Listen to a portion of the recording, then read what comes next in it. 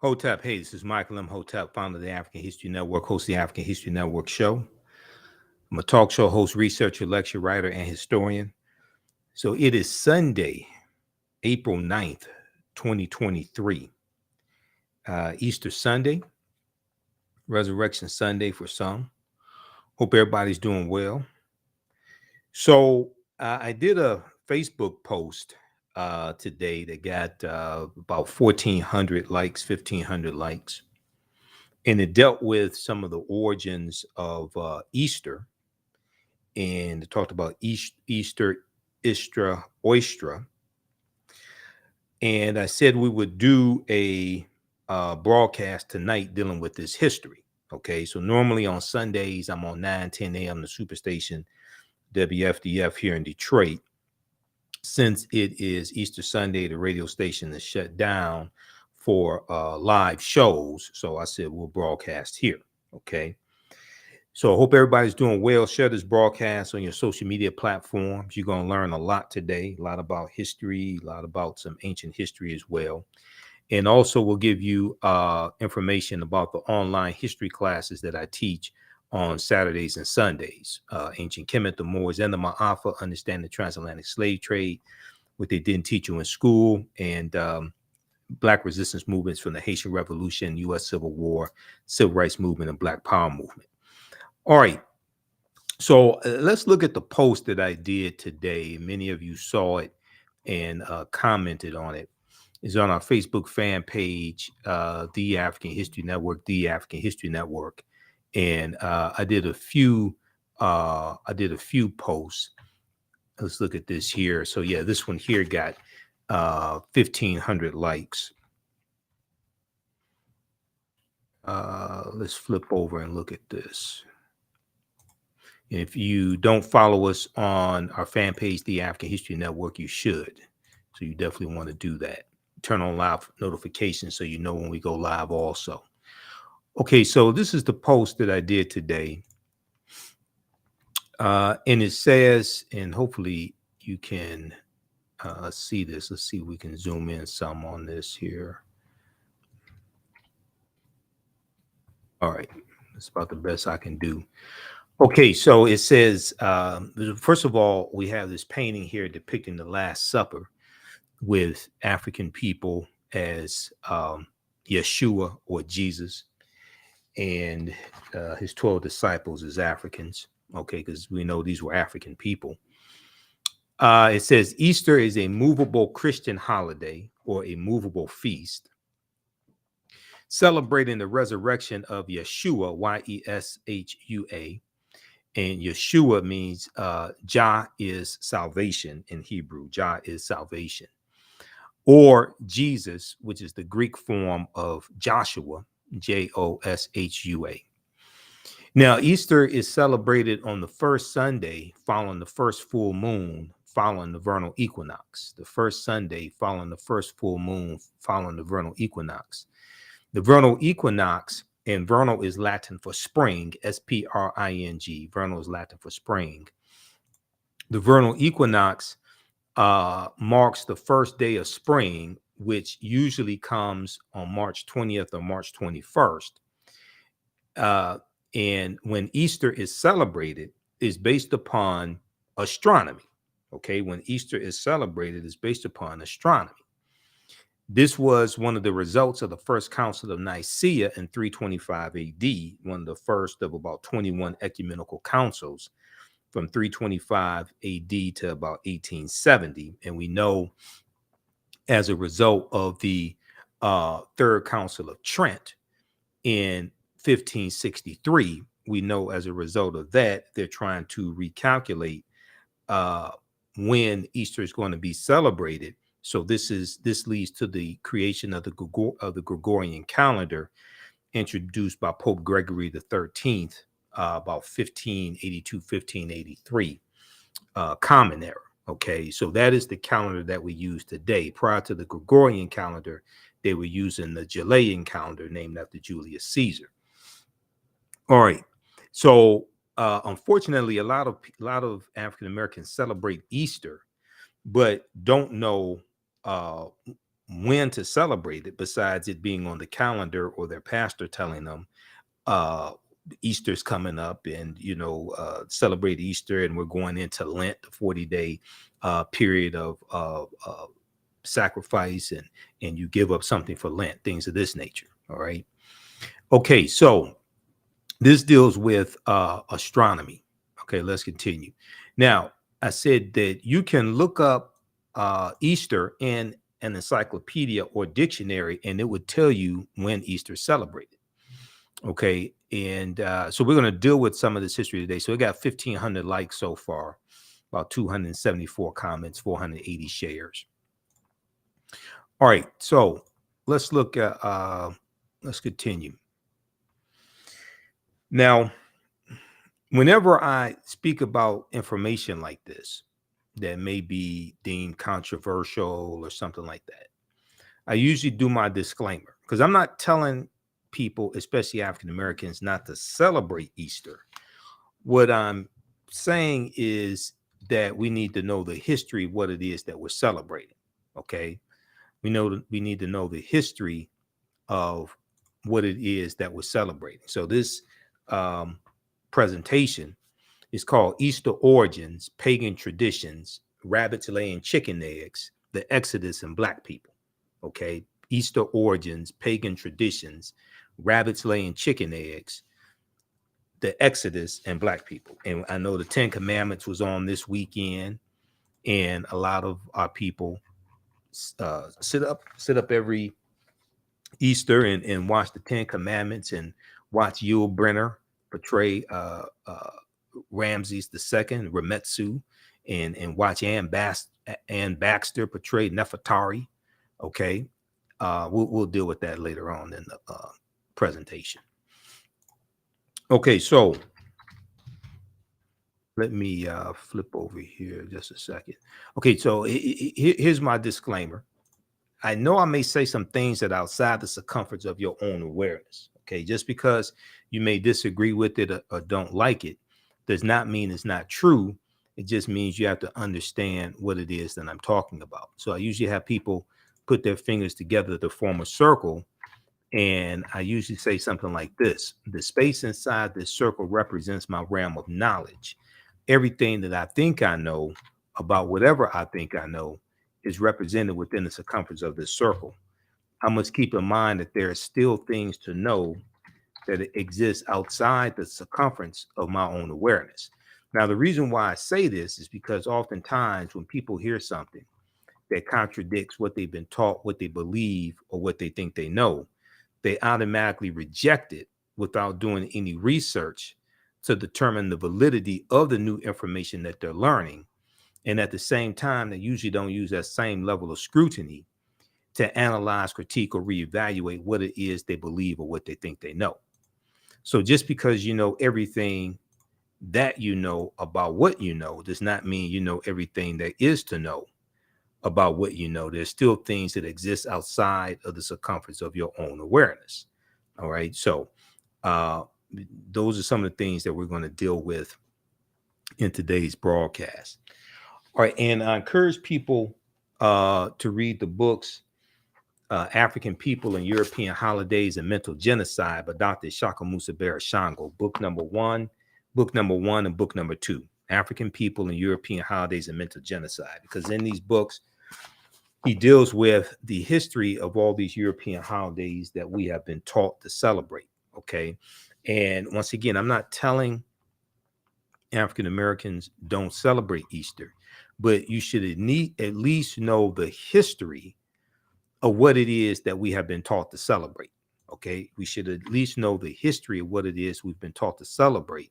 And once you understand the origins of what it is that you've been taught to celebrate, it may, if you decide to continue to celebrate these European holidays, it may change how you decide to participate in it because you have more information. And I've studied the history of all these European holidays. That's why most of them I don't celebrate. Mother's Day, Father's Day, yeah, I do that. But Christmas, Easter, Valentine's Day, Thanksgiving. Now we may get together with family for Christmas and Easter and the Thanksgiving or Misgiving Day. We may get together with family. Yeah, we should get together with family on those days, but we have to do have a better understanding of what it is that we're taught to participate in. Okay, it's just like during St. Patrick's Day. I posted here on our fan page, the African History Network. I said, if you celebrate, if you wear green on St. Patrick's Day, will you wear red, black, and green on African Liberation Day? If not, why not? Which is May 25th, African Liberation Day. Okay. So we've been taught to celebrate these holidays going back to when we were children. And even as adults, we really don't understand the history, what it is we've been taught to celebrate. Okay. So let's look at some history dealing with Easter. And we're going to look at a few different sources here. And you don't have to take my word for any of this. Proper documentation ends all conversation. Okay. You can go research this yourself. This is why I'm going to give you sources to go research this yourself. All right. So Easter is a movable feast. We're going to look at what determines when Easter is celebrated. Why is it on a different date each year? We know it celebrates the resurrection of Yeshua, who in English we've been taught to call Jesus. But if he was crucified on a Friday, and then resurrected if he was crucified on a particular date and resurrected that Sunday on a particular date, why don't we commemorate it on that particular date on that particular date each year? All right, so let's look at this. Now, what is Easter? Easter is a Christian holiday. It's actually the most important holiday in Christianity. Easter is a Christian holiday that celebrates the belief in the resurrection of Yeshua, or Jesus the Christ. Jesus the Christ, because Christ is a title, not a name, coming from Christos, which is Greek, coming from the Kemetic charest, meaning the rising of the Spirit. And Christ basically refers to anointed or the anointed one. In the New Testament of the Bible, or the Helios Biblos, the Sun book, Helios meaning sun, S-U-N, not the S-O-N. In the New Testament of the Bible, the event is said to have occurred 3 days after Yeshua was crucified by the Romans and died in roughly 30 AD or 30 Common Era. Okay, 30 Common Era or 30 AD, Anno Domini, in the year of our Lord. Anno AD does not mean after death. The holiday concludes the Passion of Christ, a series of events and holidays that begins with Lent, L-E-N-T, Lent, which is a 40-day period of fasting, prayer, and sacrifice, and ends with the Holy Week, which includes Holy Thursday. Okay, this is a celebration of Jesus, celebration of Yeshua's Last Supper with his disciples or apostles. Okay, the Last Supper, the 12 apostles, also known as Maundy, Thursday, M-A-U-N-D-Y. Then you have Good Friday, where Yeshua was Yeshua was crucified. So you have Good Friday, was this the observation of the crucifixion of Yeshua or Jesus. And then you have Easter Sunday, which many people today call Resurrection Sunday. Okay, Resurrection Sunday. And if we talk about resurrection, okay, now this may go outside the circumference of some people's awareness. Okay, so when we talk about resurrection, the first one to be resurrected, we know, was Asar. Okay, going back to ancient Kemet and going back to the story of Asar, Aset, and Heru, who the Greeks called Osiris, Isis, and Horus. And we know that the Tekken, or the Washington Monument, is a symbol of Asar's resurrection. Okay, his body was cut up into 14 pieces by his brother Set, and it was Set, his wife, who the Greeks called Osiris, that went and collected 13 of the 14 pieces. And the one piece that was missing, according to one version of the story, it was eaten by the Nile catfish. That was the phallus, the penis. they erect a Tekken, which is a symbol of the resurrection of the African king Asar. It's a symbol of transformation and resurrection. And we know there were about 1,200 Tekkenu all throughout ancient Kemet. In the Washington Monument is a Tekken. The Washington Monument is an African symbol. And we know 50 of the 56 signers of the Declaration of Independence were Freemasons, including George Washington. And there were 1,200 Tekkenu all throughout ancient Kemet. Today, there are less than 12. So when we deal with, we're going to get deeper into this. Now, this may, once again, this may go outside the circumference of some people's awareness. Okay. So I can prove what I'm talking about. Proper documentation ends all conversation. Okay. I can prove what I'm talking about. And those that understand history know this. Okay, because we're gonna get deeper into this. I'm gonna give you some sources to go research. You don't have to believe a word that I say. Go research this yourself. Proper documentation ends all conversation. So we look at the Tekken, which is a symbol of resurrection, the symbol of the resurrection of the African king Asar, who comes from the what's known as the first holy trinity of Asar, Aset, and Heru, who the Greeks called Osiris, Isis, and Horus. And you have the Tekken that's been taken. You have different Tekkenu that have been taken from Kemet, from Egypt, from the Nile Valley region of Africa, taken throughout the world. They're in New York City. One has been taken in New York City, Paris, France, Berlin, Germany, Vatican City, etc. Okay. So this connects us right back to African history, African culture. Now, if we go back to, let's go back to the previous slide here that I was looking at dealing with Easter, because all of this is connected. Okay. Easter is connected to Christmas. And then this is connected to ancient Kemet, ancient Egypt, Nile Valley region of Africa. All this history is connected. Let me go back to the Easter slide here just a second, because I'm working between two presentations. All right. Just a second. Let's go back to this. What is Easter?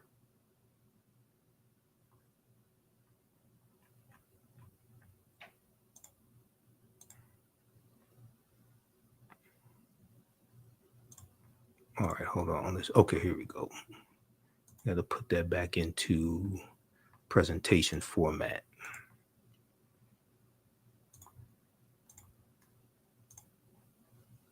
All right.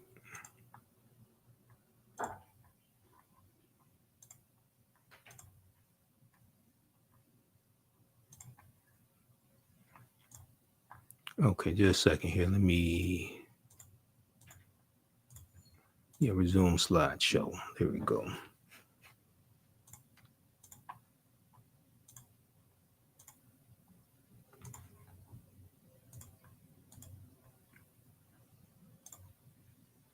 All right, give us a thumbs up, give us a heart, give us a like on this broadcast also. Invite your friends to tune in as well.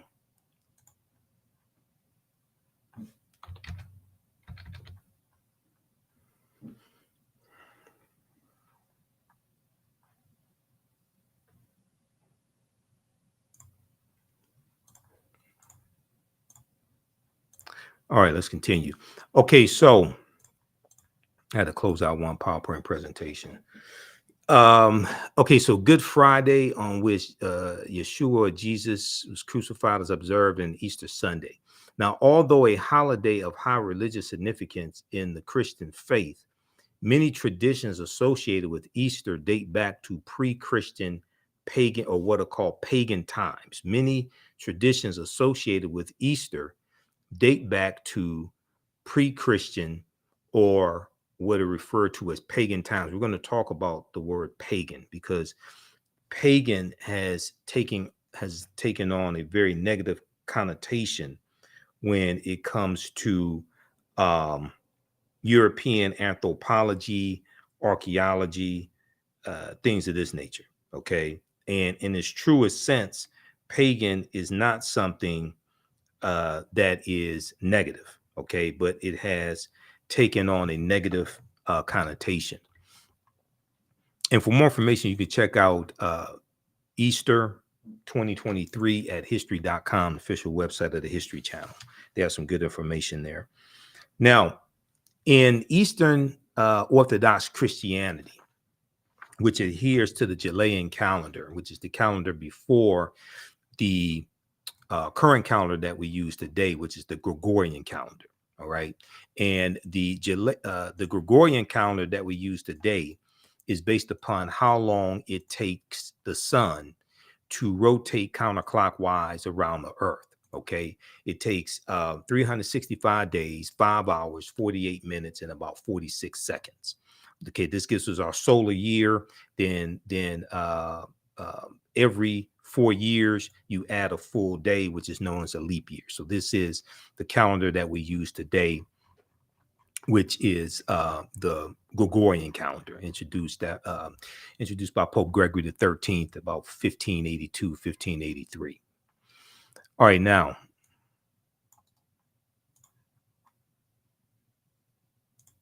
All right, let's continue. So in Eastern Orthodox Christianity, which adheres to the Julian calendar, Orthodox Easter falls on a Sunday between April 4th and May 8th of each year. April 4th and May 8th of each year. In some denominations or Protestant Christianity, Easter Sunday marks the beginning of Easter tide, or what's known as the Easter season. Easter tide, or what's known as the Easter season. And Easter tide, the Easter season, ends on the 50th day after Easter, which is known as Pentecost Sunday, or you may hear it referred to as Pentecostal Sunday. Okay, so this is 50 days after Easter.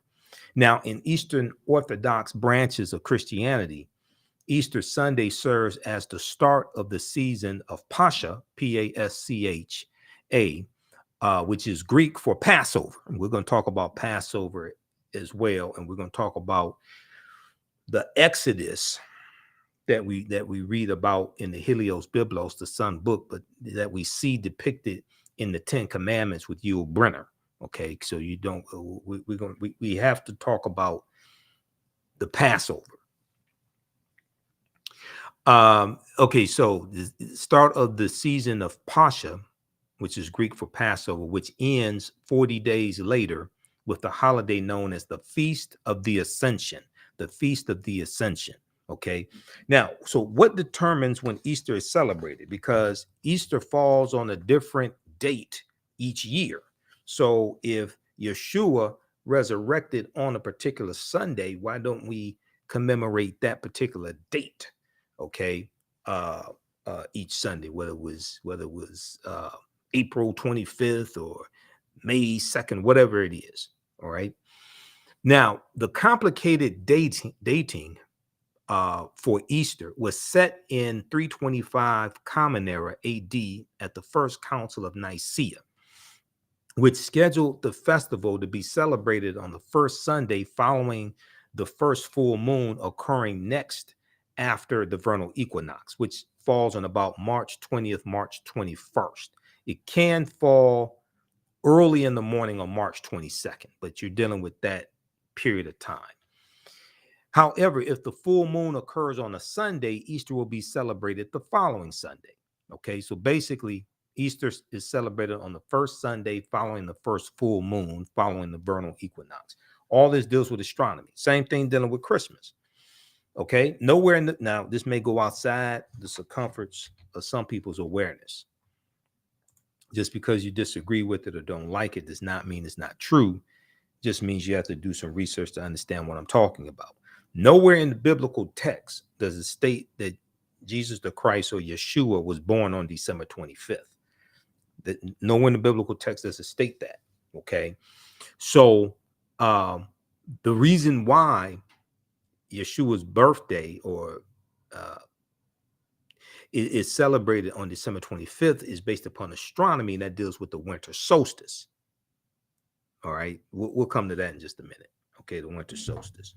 Make a note of the winter solstice because that deals with astronomy as well. So oftentimes we're taught to do certain things, but we don't know why we're taught to do it. Because if we understood that all this dealt with astronomy, well, we know that it was African people who created astronomy, who discovered astronomy. That would cause us to start studying it more.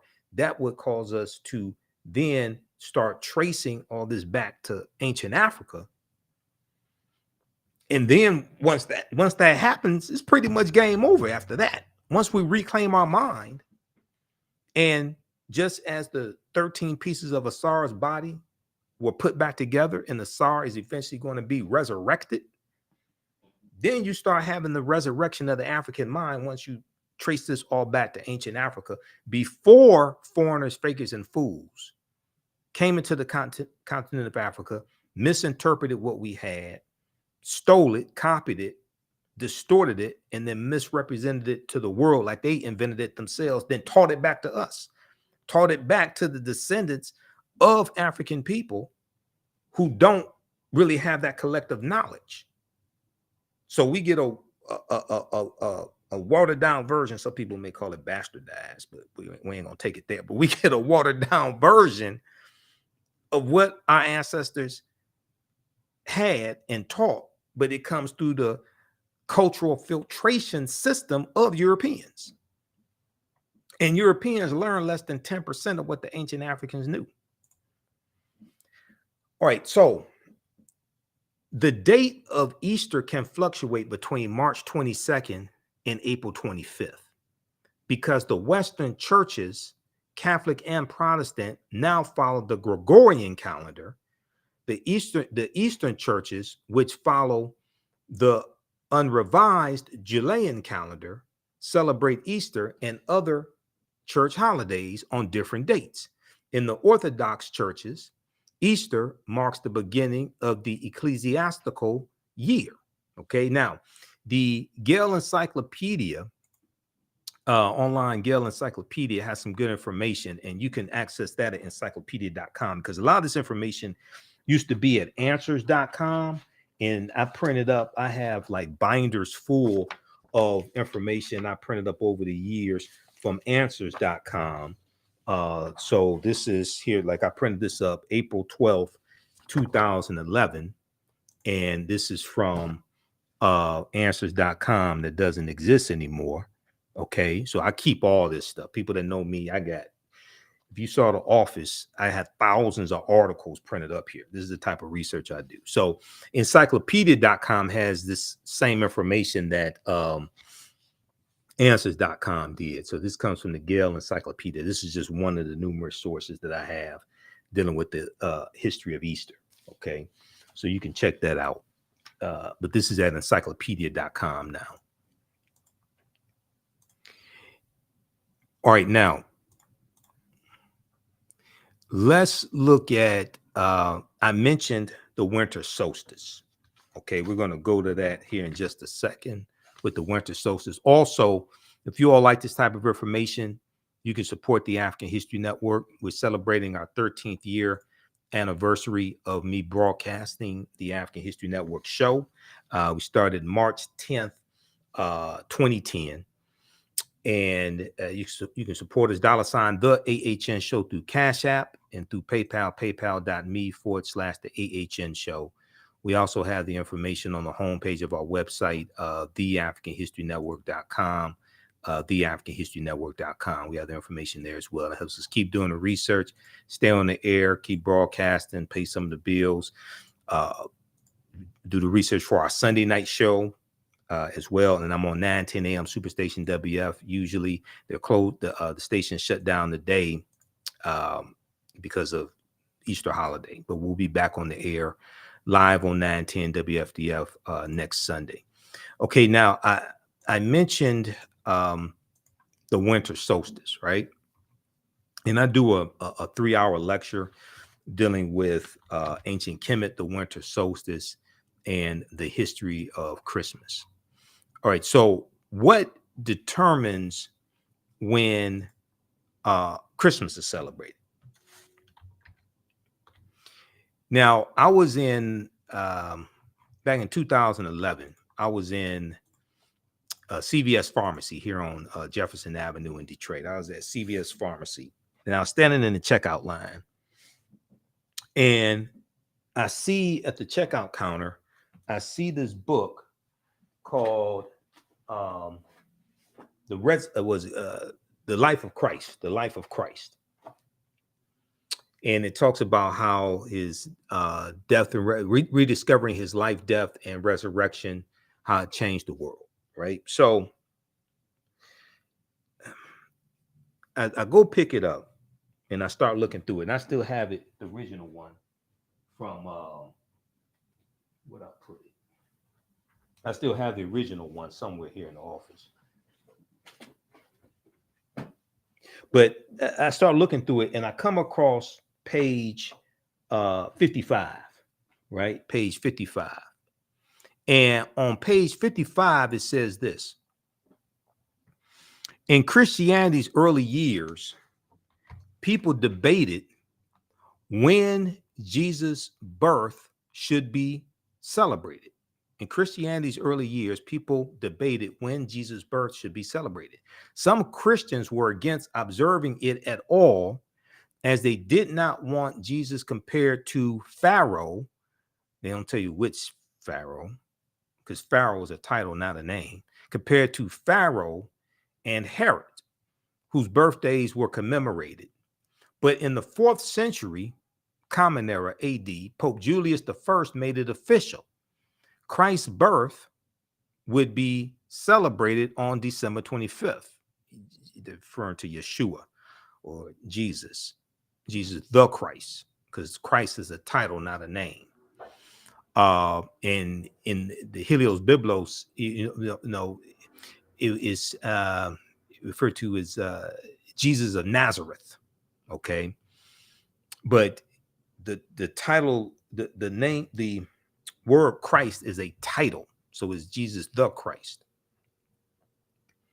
Now, December 25th was already considered the birthday of the Son, not the S-O-N, but the S-U-N, the Son of God, not the S-O-N, but the S-U-N. Using the technology available at the time, ancient astronomers observed that on December 25th, the days started getting longer again. They recognized the date as the winter solstice. The winter solstice, when the sun is born again each year. So the winter solstice, so what happens is around December 21st, the sun moves into its lowest point in its journey throughout the 12 constellations. And from December 22nd, 23rd, 24th, it appears that the sun does not move. The sun stands still, or the sun is dead for 3 days. Then on December 25th, the Son of God, not the S-O-N, but the S-U-N, moves 1 degree northward. And this is known as the birth date of the Son of God, or the rebirth of the Son. And each subsequent day, starting with December 25th, there's more and more sunlight. There's the duration of sunlight each day increases, starting with December 25th. So December 25th in ancient times, or the equivalent to December 25th on whatever calendar you're looking at, that was looked at as the rebirth of the Son, or the Son of God. Okay, and this is dealing with the winter solstice. This all deals with astronomy. All right, now the Romans celebrated the birthday of the god Sol Invictus, S-O-L. S-O-L, that word Sol means sun, S-U-N. Sol Invictus in Latin means unconquered sun. They celebrated the birthday of the deity Sol Invictus on December 25th. The day was also recognized as the birthday of Mithra, the sun deity of the ancient Persians, and December 25th was also the birthday of Attis, A-T-T-I-S, an agricultural deity or god worshipped in Asia Minor. By choosing December 25th, the Christian church avoided upsetting the masses. No one wanted their festivals canceled, so the Christian church simply combined this new Christian holiday with pagan traditions. So as the Romans are conquering people and bringing more people under control of the Roman Empire, they're incorporating into the Christian celebration. They're incorporating into the Christian celebration what people are celebrating that they're conquering, what people are already celebrating that they're conquering. They're incorporating that into it. And that's one of the ways you get people to accept your cultural traditions and your ideologies, by incorporating aspects of what they are already celebrating into what you are imposing upon them, so they see similarities, is something familiar to them, and they're less likely to fight against it or rebel against it. So this came from The Life of Christ. Okay, the book The Life of Christ. This is from the National Bible, was it the American Bible Society? Okay, and it's distributed by Time Home Entertainment Books, like Time Life Books, Time Magazine, all of that.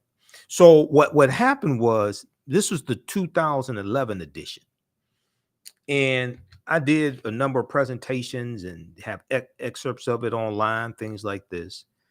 And I bought this book. This book was like $12. I bought this book specifically for what's on page 55, because I said people are not going to believe this. I already knew this history, okay, from numerous sources. I mean, you read Christianity Before Christ by Dr. John G. Jackson. He breaks this history down there, and Tony Browder talks about it in Nile Valley Contributions to Civilization. All right, and I've got Christianity Before Christ right around here. I just saw it before we started right here, before we started the broadcast. So yeah, right here, Christianity Before Christ by Dr. John G. Jackson. So what happened was, a sister reached out to me who watches my broadcast. This was probably about 2012. She said that she purchased the new edition of this, which was like the 2012 edition. She purchased that, and the information that's on page 55 was not in that new edition. Okay, not the singing group, not Ronnie, Bobby, Ricky, and Mike and Johnny, not the singing group, but the new edition of the book, the 2012 edition. They didn't have that information in there. Okay, because I was telling people, go get this book. You ain't gonna believe this. They're telling you where this stuff comes from. All right, now they've come out with a new version, and I bought this last year. I bought this in April of 2022. Now, this is called The Resurrection of Jesus. I haven't had time to scan this one. The Resurrection of Jesus. Okay. This is about, well, how much I pay for this book? $13, $14, something like this. Yeah, $13.99.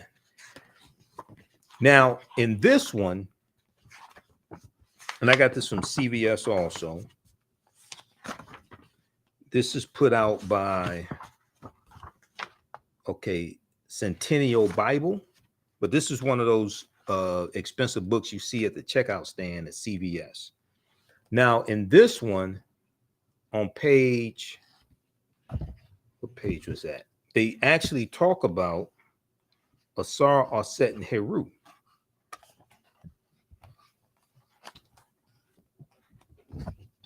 Hold on, I had it bookmarked.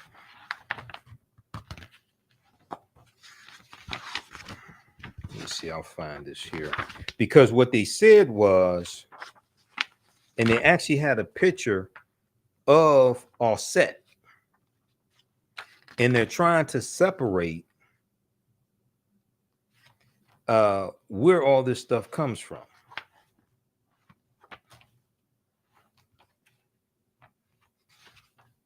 Just say, let me find. Oh, right here. Here we go.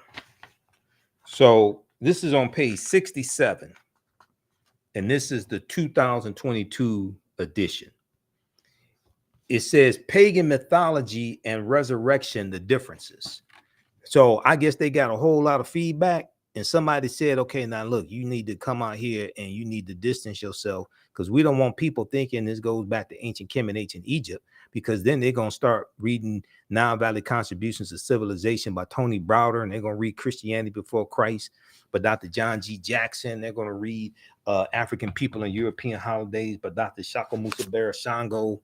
You know, they're gonna start listening to the African History Network, all this. Then it's gonna be like Lil Flip said, game over. So we can't let them know where all this stuff comes from. So it says here, pagan mythology and resurrection, the differences. It has become commonplace to argue that Jesus's resurrection is simply one more example of a common motif in ancient mythology, in which a hero dies and rises again. Okay, advocates of this position point to parallels between Jesus and the Greek gods Attis and Adonis, or the Egyptian gods Horus and Osiris. But a deeper inspection shows the parallels are forced. They say the parallels are forced, and the resurrection account of Jesus bears little resemblance to these mythological fables. They call, see, if you read Kersey Gray's book, The World's 16 Crucified Saviors, and I got that book somewhere here in the office. It's probably on the other side. You read Christianity Before Christ by Dr. John G. Jackson. They go through and show the similarities between all these crucified saviors. But a deeper inspection shows the parallels are forced, and the resurrection account of Jesus bears little resemblance to the mythological fables. Then they go on to say pagans did not believe in resurrection. One early church father said bodily resurrection, quote unquote, never crossed their mind. I don't know if he did a survey of all the people that they were calling pagans. How did you come to that conclusion? The philosophers on Mars Hill mocked Paul for his view, because parallels between common opinion and his simply did not exist. In Egyptian mythology, Osiris never rose from the dead. He ruled the underworld and served as the living king of the dead. The claim that Horus died after a scorpion sting is simply incorrect. He only became ill and was nursed to health by his mother. In Greek mythology, the god Attis was not resurrected. His spirit entered a pine tree, hardly a reasonable parallel. The overwhelming historical evidence for Jesus' resurrection. Now this is going to go outside the circumference of some people's awareness. Now I ain't going to. Okay, how should I say this? Okay, let me just continue. Hold on, let me just continue. Okay, the overwhelming, quote unquote, historical evidence for Jesus's resurrection in terms of eyewitness and firsthand contemporaneous accounts is in a completely different category than the legends and fables of mythology. Okay, now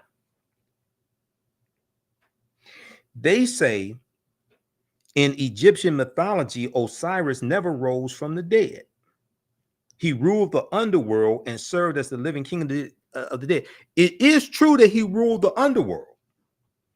But when we go, and let's go to Nile Valley Contributions to Civilization by Tony Browder, okay, to say that Asar, who the Greeks called Osiris, to say that he, actually, let's go to Egypt on the Potomac. Let's go there, Egypt on the Potomac.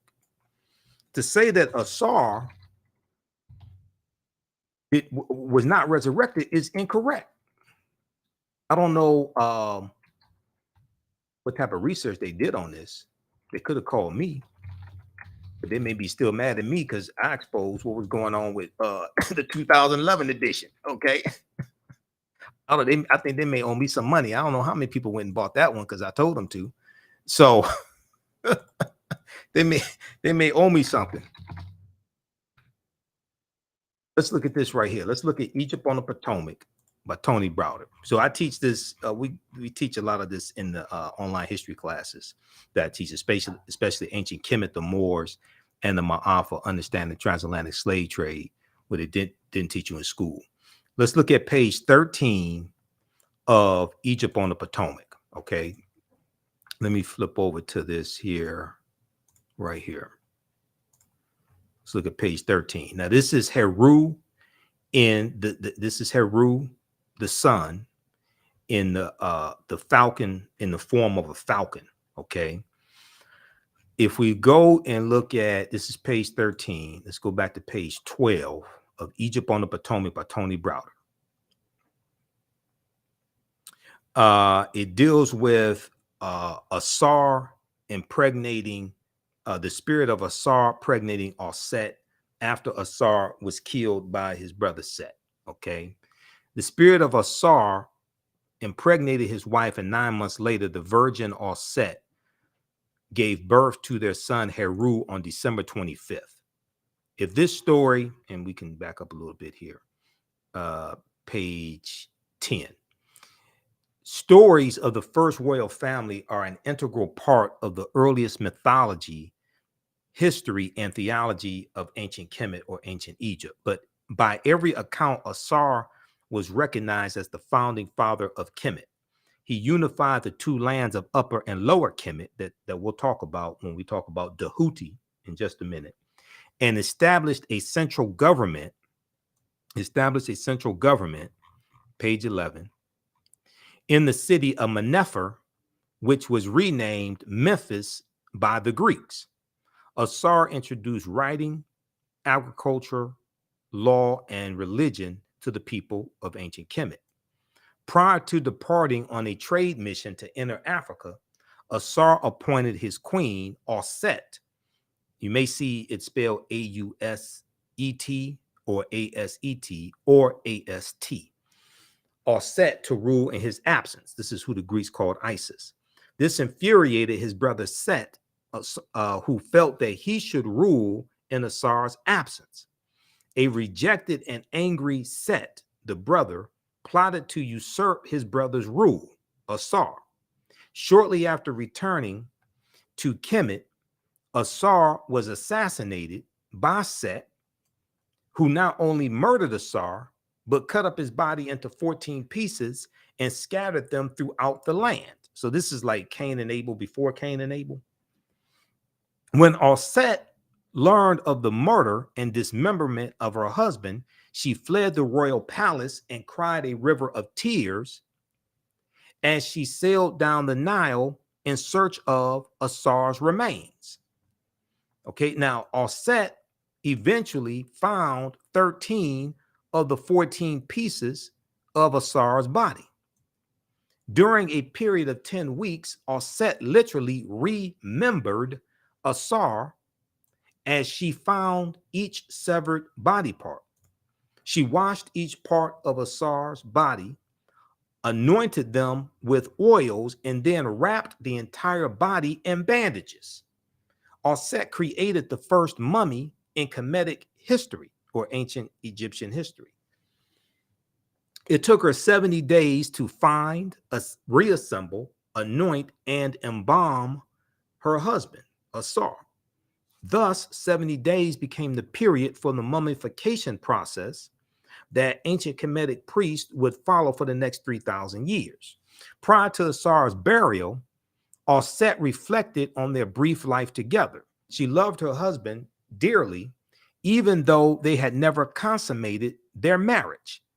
Set was still a virgin and grieved because she would never bear Asar's children and produce an heir to his throne.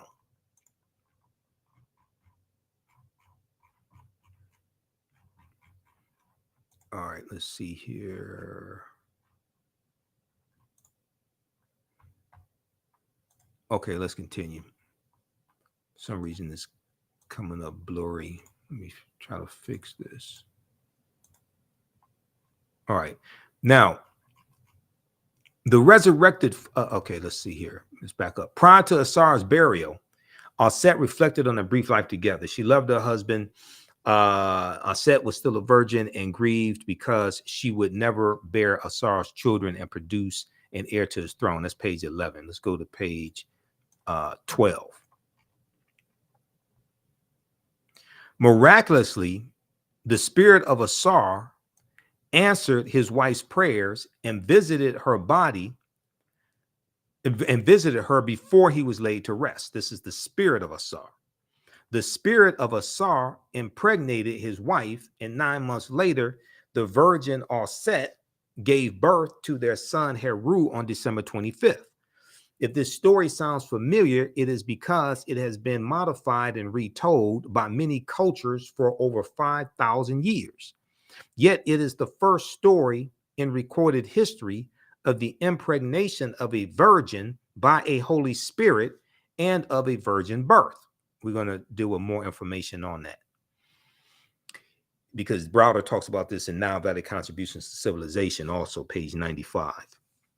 Now, throughout his youth, Heru, the son, was told of the great deeds of his father as he was gradually prepared to pursue his life's work to avenge the murder of Asar and reclaim his father's kingdom. As an adult, Heru confronted his uncle Set and defeated him after a protracted battle. Now, this is where it's the Asarian drama. It's called the Asarian drama. This is where the story of Star Wars comes from with George Lucas. This is where the story of Star Wars comes from. And Luke Skywalker killing Darth Vader, but he resurrects his father.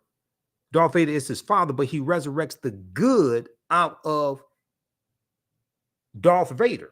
So he, at the end, when you watch Return of the Jedi, because you have the trilogy before they came out, all these other movies, you had the trilogy: Star Wars, Empire Strikes Back, and Return of the Jedi. It's in Return of the Jedi that Luke Skywalker kills Darth Vader, but before Darth Vader dies, Luke Skywalker resurrects the good out of Darth Vader. Anakin Skywalker, he resurrects the good out of him, and Darth Vader kills the Emperor, okay, to save Skywalker's life, and Skywalker is his son.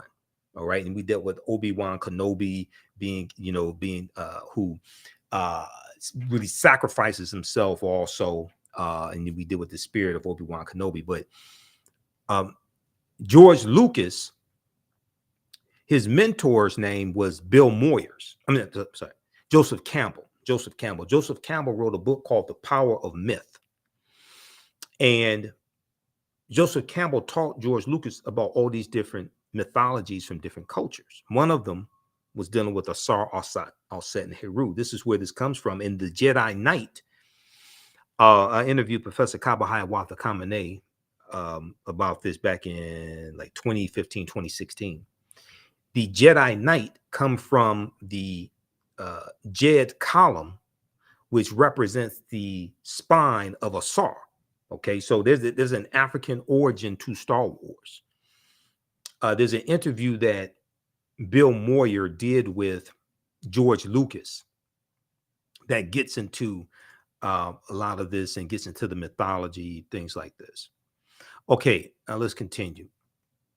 All right, now, throughout his youth, Heru was told of the deeds of his father.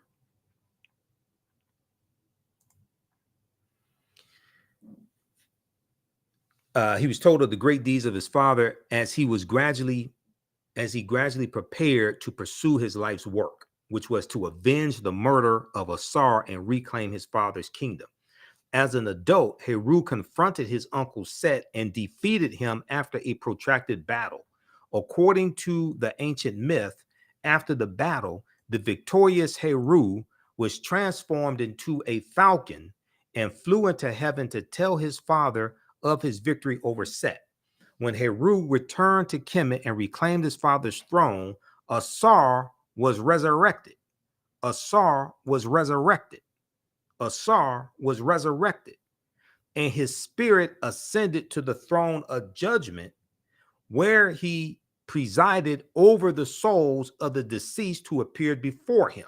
Okay, he sits on the throne of judgment, and you have the famous scene called the judgment scene. But Asar was resurrected. Okay, this is page 12 of Egypt on the Potomac by Tony Browder. Okay, now in the page 67 of the Resurrection of Christ, the world's greatest hope. Okay, I'm not saying don't buy the book. You can buy the book. I bought it.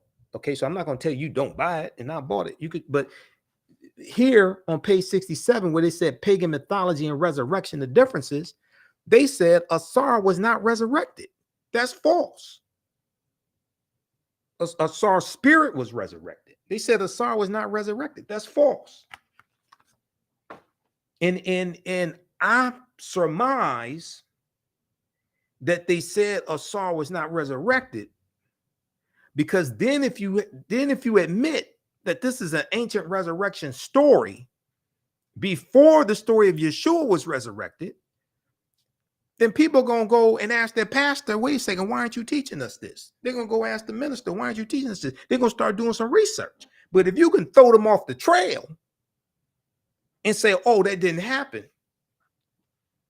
well, then you can misdirect them. Okay? And I'm not saying don't read the Bible. Yeah, we should read the Helios Biblos. I got one right here. See, I have a study Bible.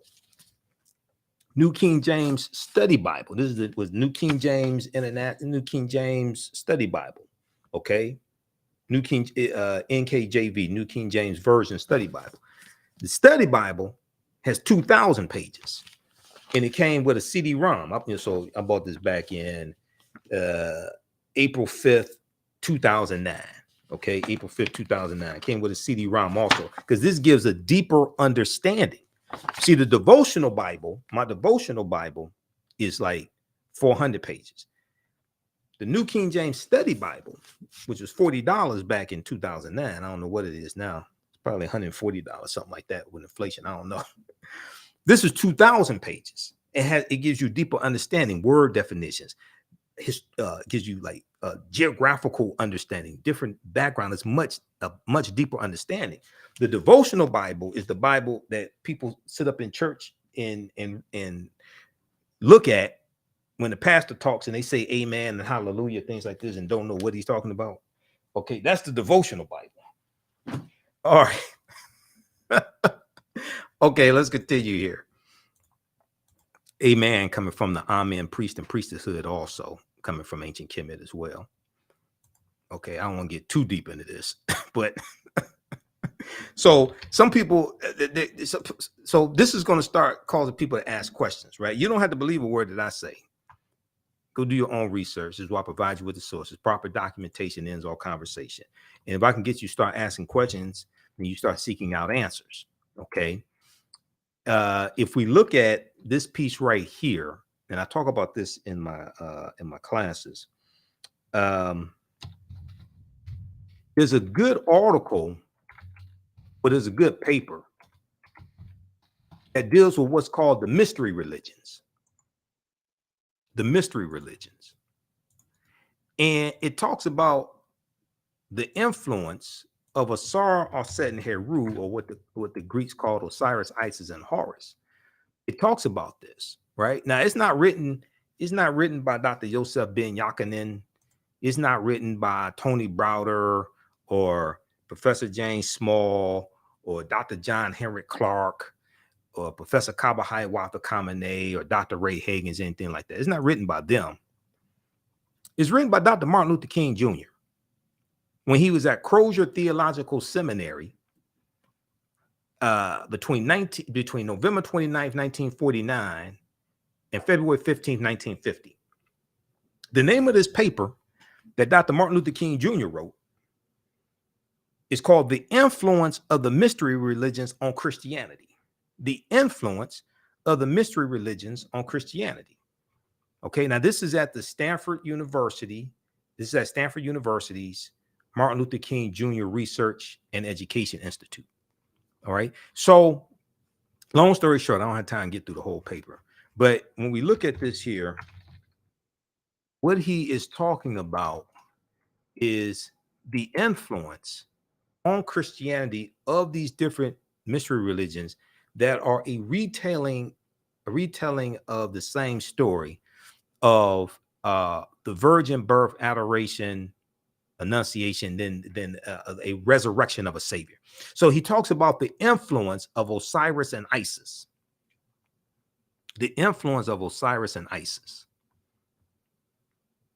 Dr. Martin Luther King Jr., 1949-1950, said the Egyptian mysteries of Isis and Osiris exerted considerable influence upon early Christianity. Exerted considerable influence upon early Christianity. He said these two great Egyptian deities whose worship passed into Europe, because they were worshipped in Europe also, not just in Kemet, not just in Egypt. They were revered not only in Rome, but in many other centers where Christian communities were growing up. See, this is where you get the worship of the Black Madonna and Child from all throughout Europe, because Europeans were worshiping African people. And the European country that probably has the most statues and paintings, references to the Black Madonna and Child, would probably be France, with about 300 of them. To this day, about 300 of them. Osiris and Isis, so the legend runs, were at one and the same brother and sister, husband and wife, which is true. And they had never consummated their marriage. But Osiris was murdered, his coffin body being thrown into the Nile River. And shortly afterwards, the widowed and exiled Isis gave birth to a son, Horus. This is who the Greeks call Horus, or Heru. Meanwhile, the coffin was washed up on the Syrian coast and became miraculously lodged in the trunk of a tree. This tree afterwards chanced to be cut down and made into a pillar in the palace at Byblos. Now, Byblos is the Phoenician capital at the time, and this was a city known for producing papyrus.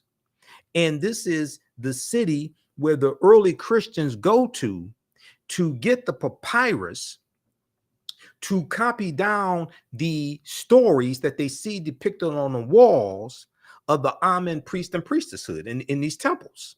Okay, and they copy these stories down and put them into a book.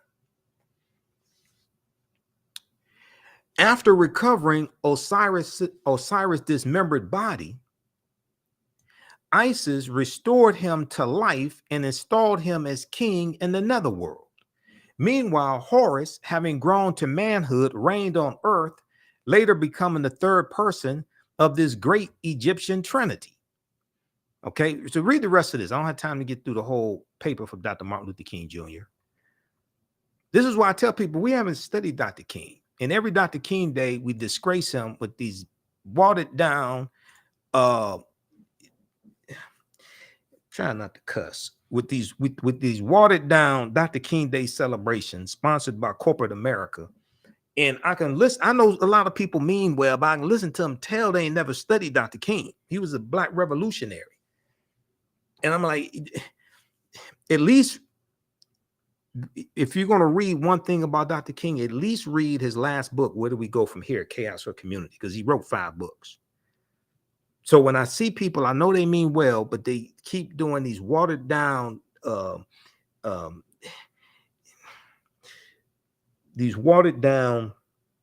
we shall overcome, everybody hold hands, celebrations of Dr. King, and don't deal with the revolutionary Dr. King that called out the American government, that fought against poverty, racism, and the military.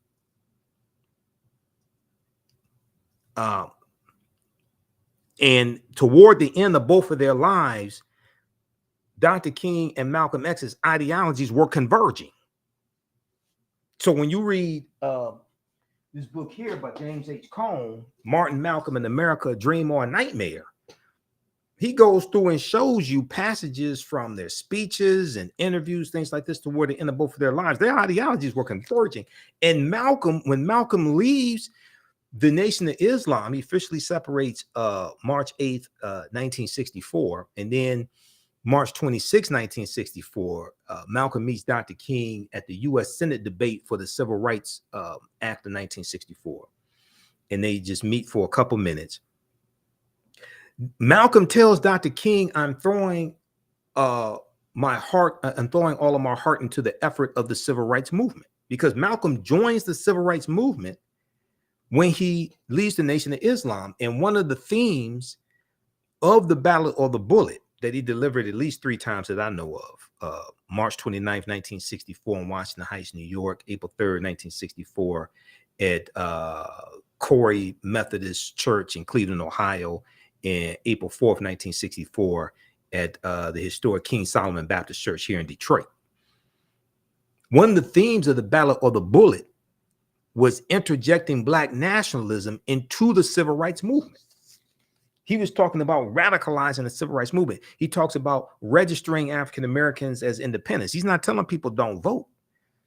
He's saying push to get something tangible for your vote, but he's talking about registering African Americans as independents.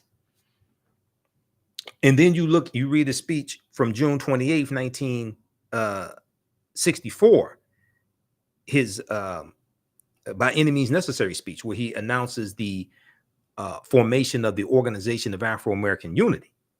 That's a revolutionary speech, because he lays out the five planks of the OAAU's platform, and one of them is dealing with politics.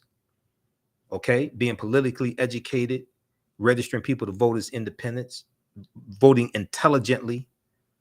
He talks about education. He talks about economics.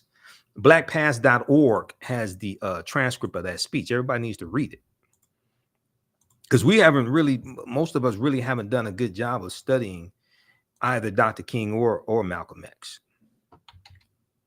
Okay, let's continue here. How's everybody doing? How you all like this type of information? Give us a thumbs up, give us a heart, give us a like on this broadcast. If you want to support the African History Network, you can do so. $ the AHN show through Cash App. $ the AHN show through Cash App, also through PayPal, paypal.me/the AHN show. We have the information on the homepage of our website, also theafricanhistorynetwork.com. When you go to our website, it will show it to you right there. And also we have the information for the online history classes that I teach. So if you think this type of information is powerful, really good, the 12-week online history classes I teach is even deeper. They're even deeper. Here's our Cash App information. Now, this is our official Cash App account, $ the AHN show, SHOW. When you go to it, it'll say Michael. Probably show my picture there. There's about 5 or 6 fake African History Network Cash App accounts out there I've identified. I'm still trying to get those shut down. When you click on our link right here, it shows our QR code also. This helps us keep doing the research, pay some of the bills, buy the books, keep producing our Sunday night show, etc. Okay. All right. And then the online history classes that I teach. Saturdays, I teach Ancient Kemet, the Moors, and the Ma'afa, understanding the transatlantic slave trade, what they didn't teach you in school. Our next classes are Saturday, April 15th, Saturday, April 22nd, Saturday, April 29th, 2 p.m. to 4 p.m. Eastern Standard Time. We do the sessions live. All the sessions are archived and recorded. The class now is on sale $60, regularly $130. Even after the course is over with, a year from now, 2 years from now, you can go back and watch the entire course. You have full access to it. And then the other class I teach on Sundays, Black Resistance Movements from the Haitian Revolution, U.S. Civil War, Civil Rights Movement, and Black Power Movement, 1800 to 1968. That's on sale $60 also. All right. So you can register for those. We have a bundle pack. The bundle was $120. The bundle is $100 for both classes. All right, let's continue here. And let's look quickly here, some of your comments. One pretty, who's this? One pretty, Okay, one pretty boy 11 said, "Good to see you and hear you, Mike." He must be a Kappa. Okay, he must be a pretty boy Kappa. Uh, John Jonna Matthews gave us about 1,400 thumbs ups, and we've got Wilbur, Sana, Eliab C. One pretty boy said facts. Let's see who's this. Cynthia Clark said Dr. King was woke. #love. Dr. King was brilliant. Ishmael Abdul said real interesting. We've got Cameron watching also. Sunflowers said good evening, everyone. And Rachel W said Rachel from Detroit, Michigan, sending love to all. Okay. All right, let's continue.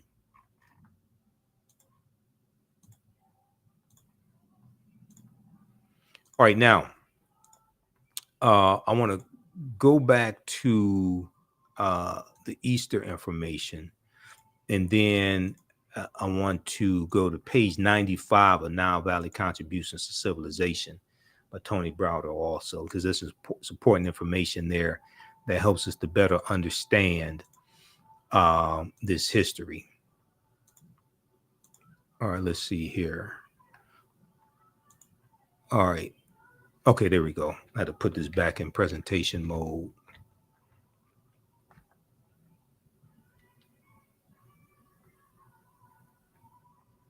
All right, stand by. I'm trying to get back to this here. There we go. All right.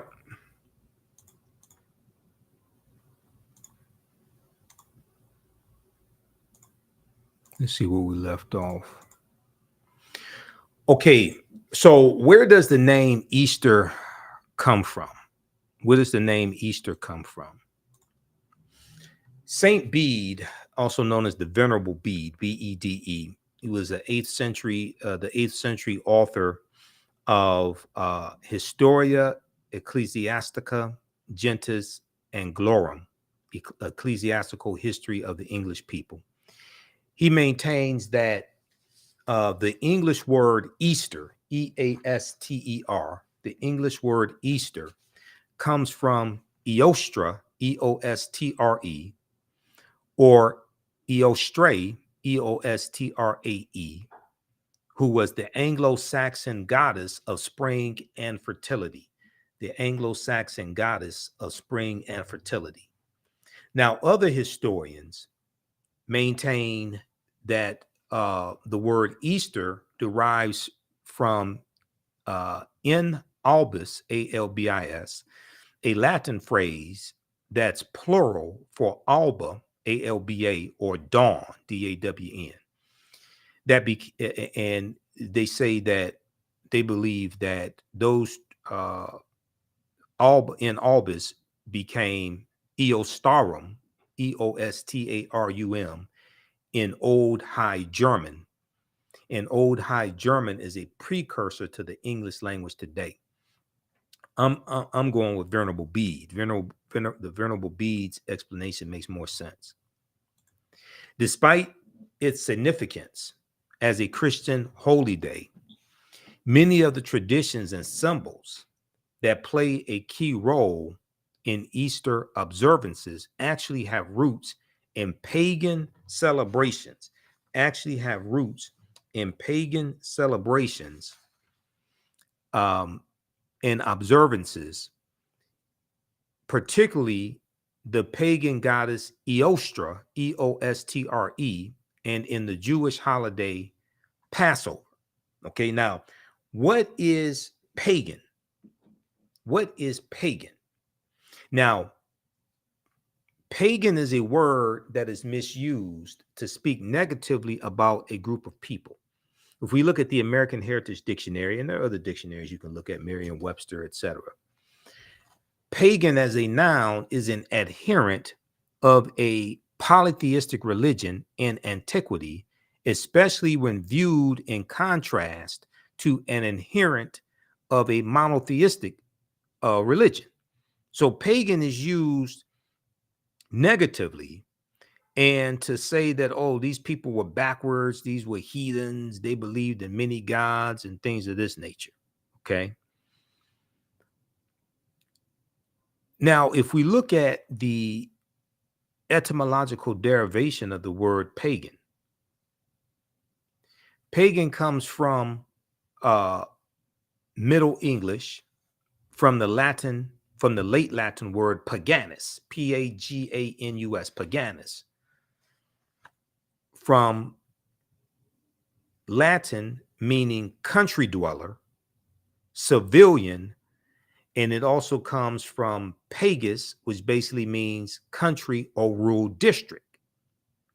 So basically, pagan historically referred to somebody who was a country dweller, somebody who lived in the country, they lived in a rural district, and they were looked at as being, backwards or something like that. Just like today we may look at some people in the South as being backwards, or something like that. They may still make moonshine or something. They're in the country. You say that they're backwards. They may have an outhouse or something. So that's what pagan originally meant. Okay. So you can check out the American Heritage Dictionary or Merriam-Webster or others to get a better understanding of pagan. Now, like many other Christian feasts, the celebration of Easter contains a number of originally pagan or folk religious elements tolerated by the Christian church. Among these are customs associated with the Easter egg. Among these are customs associated with the Easter egg. Easter breads and other special holiday foods, and the European concept of the Easter hare, or in America, the Easter rabbit. Okay, all these are traditions from other cultures.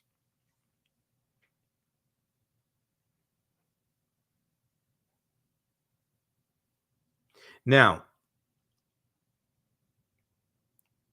Easter breads and other special holiday foods, and the European concept of the Easter hare, or in America, the Easter rabbit, which brings baskets of candles and colored eggs during the night. Now, somebody will probably ask the question, well, why do rabbits lay chicken eggs? Why do rabbits lay chicken eggs? What does this have to do with Easter? Okay, and that would be a very good question. Let's look at this. Now, the pagan roots of Easter involve the spring festivals of pre-Christian Europe and the Near East, which celebrate the rebirth of vegetation, welcoming the growing light as the sun becomes more powerful in its course towards summer. So you're dealing with astronomy once again, because that is the summer solstice, which falls on June 20th or 21st, right around there, the summer solstice, which marks the first day of summer. Now, it is significant that in England and Germany, the church accepted the name of the pagan goddess Easter, Eastr. In the Anglo-Saxon name is Eostra, Eostra, I should say, Eostra, Eostra. Her name has several meanings, and they accepted her name for this new Christian holiday.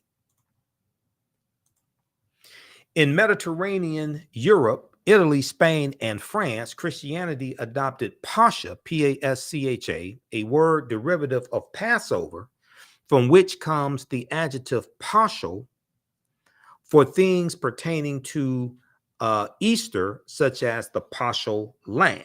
Okay, and paschal is Greek. Okay, Pascha is Greek for Passover. All right, now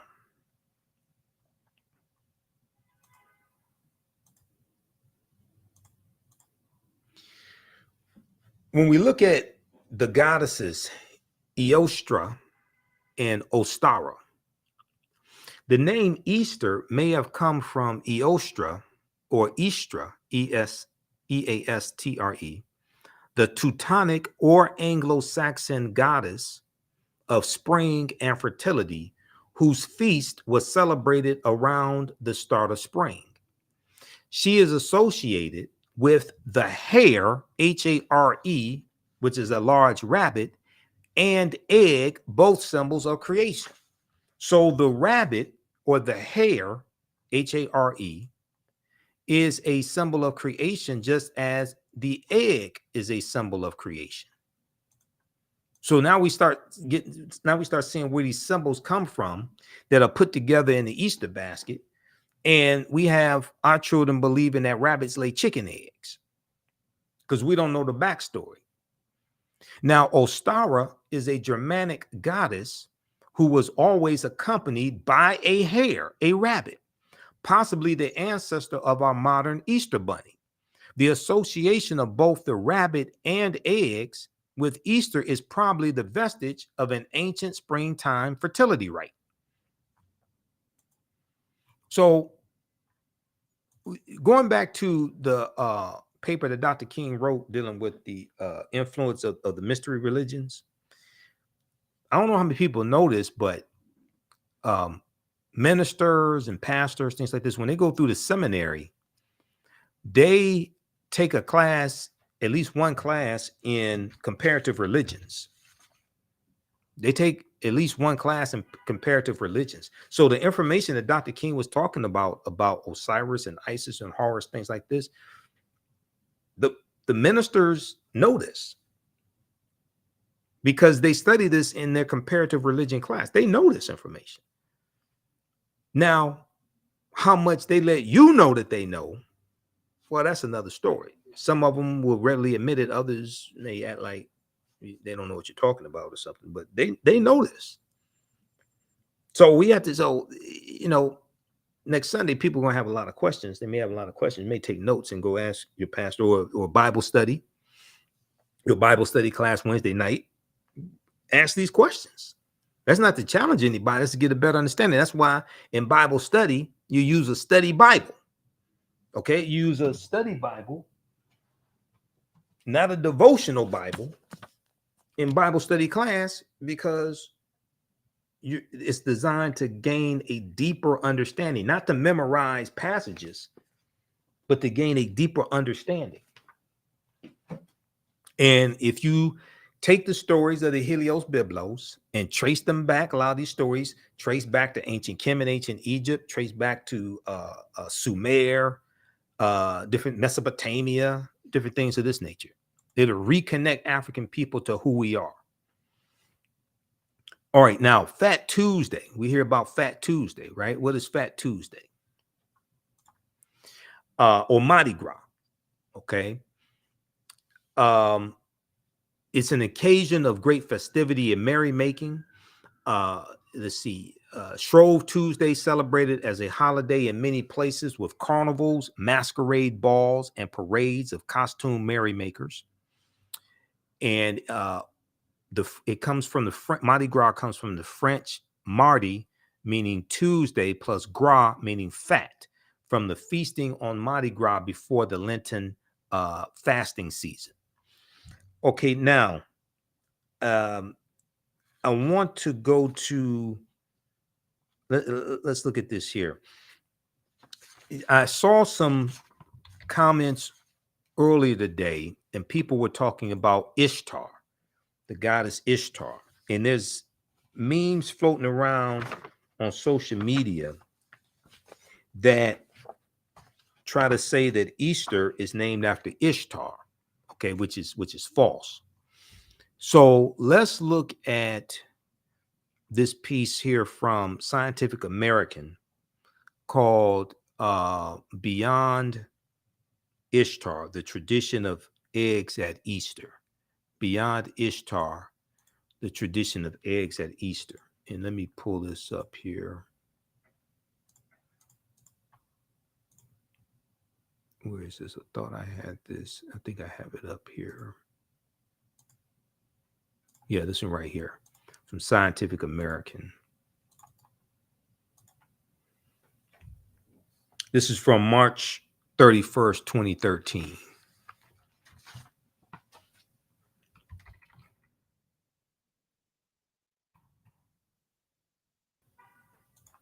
All right, let's flip over to this. Everybody give us a thumbs up, give us a heart, give us a like on this broadcast. Share this broadcast on your social media platforms. Invite your friends to tune in. Tell them to ask, tell them to post their questions, take notes. Okay, so this article is by Cristo da Costa, March 31st, 2013. Beyond Ishtar, Tradition of Eggs at Easter. And in the article on page 2, bottom of page 2. So she says that there is a meme floating around Facebook that some people have rallied around and are sharing as truth of Easter. It proclaims Easter was originally the celebration of Ishtar, Ishtar, the Assyrian and Babylonian goddess of fertility and sex. Her symbols, like the egg and bunny, were and still are fertility and sex symbols. Or did you actually think eggs and bunnies had anything to do with the resurrection? After Constantine decided to Christianize the empire, Easter was changed to represent Jesus, but at its roots, Easter, which is how you pronounce Ishtar, is all about celebrating fertility and sex. So this is like misinformation floating around on Facebook and probably other social media platforms. So it goes on to say, clearly we all know that Facebook memes are the ultimate source of information, particularly when they make a biting point about something or some group that is not particularly favorably viewed. But it is well known that under the Roman Empire, Christianity did indeed adopt the pagan tradition, pagan rituals of conquered peoples, as we already talked about, in an effort to help convert them. It worked very well. It worked pretty well as a strategy, as it allowed the conquered peoples to continue a semblance of their observances as they remembered, and with time the population would be replaced with those who only knew the new traditions. So the elders die out, and then you have the children who don't know the traditions, who don't know the ways of their ancestors, and they just buy into the new traditions imposed upon them by the conquerors, by the colonizers. This is not a secret. However, there are a few things wrong with the Ishtar meme that a simple Google search will turn up. Now, Ishtar was the goddess of love and war and sex, as well as protection, fate, childbirth, marriage, and storms, S-T-O-R-M-S, storms. There's some fertility in there, but as with Aphrodite, there is also an element of power. Her cult practiced sacred prostitution. Where women waited at a temple and had sex with a stranger in exchange for a divine blessing and money to feed hungry children or pay a debt. Ishtar's symbols were the lion, the morning star, and 8 or 16 pointed stars, again symbols of power. The word Easter does not appear to be derived from Ishtar, but from the German Eostre, E-O-S-T-R-E, the goddess of dawn, D-A-W-N, and a bringer of light. English and German are in the minority languages that use a form of the word Easter to mark the holiday. Elsewhere, the observances is framed in Latin Pascha, which in turn is derived from the Hebrew Pesach, Pesach, meaning or associated with Passover. Ishtar and Easter appear to be homophones. They may be pronounced similarly, but have different meanings. So they may sound similar, but they're different. They're not the same thing. It's just like yesterday in my class, we talked about how Africa is not named after Publius Cornelius Scipio Africanus.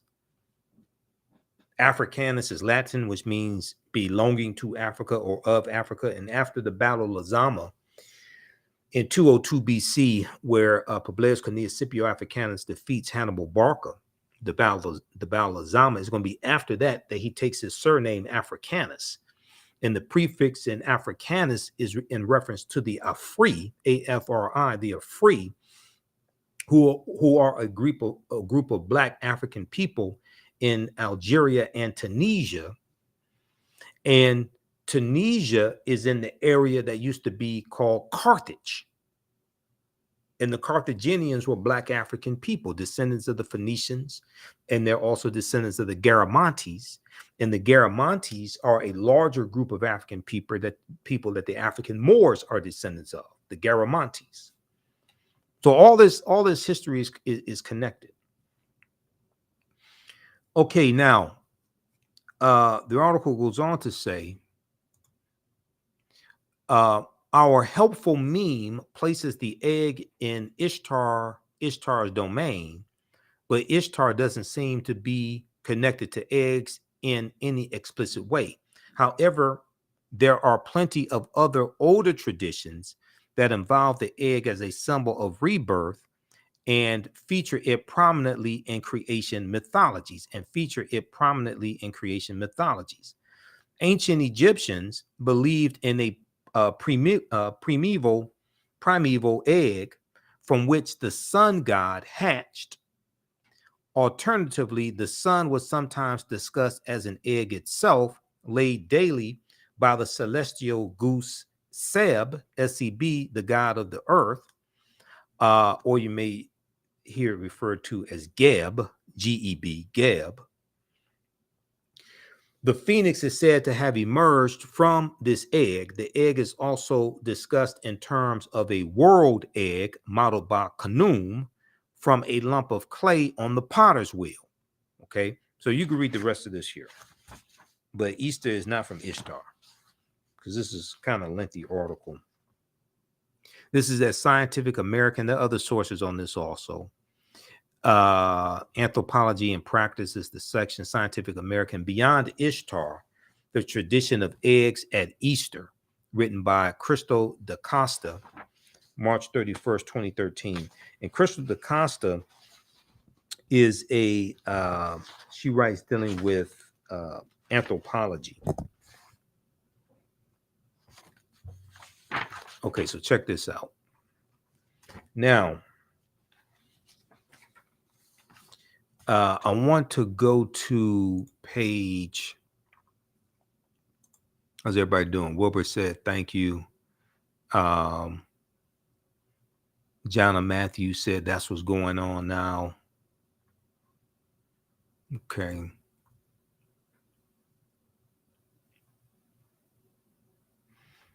All right. Let's continue here. I want to go to page 95 of Nile Valley Contributions to Civilization by Tony Browder.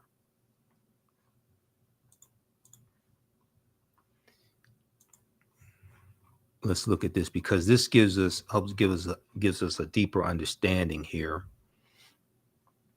And page 95, let's look at this here. So we talked about Asar, Aset, and Heru, who the Greeks called Osiris, Isis, and Horus. And page 95 of Nile Valley Contributions to Civilization Browder gives us a deeper understanding of this mythology.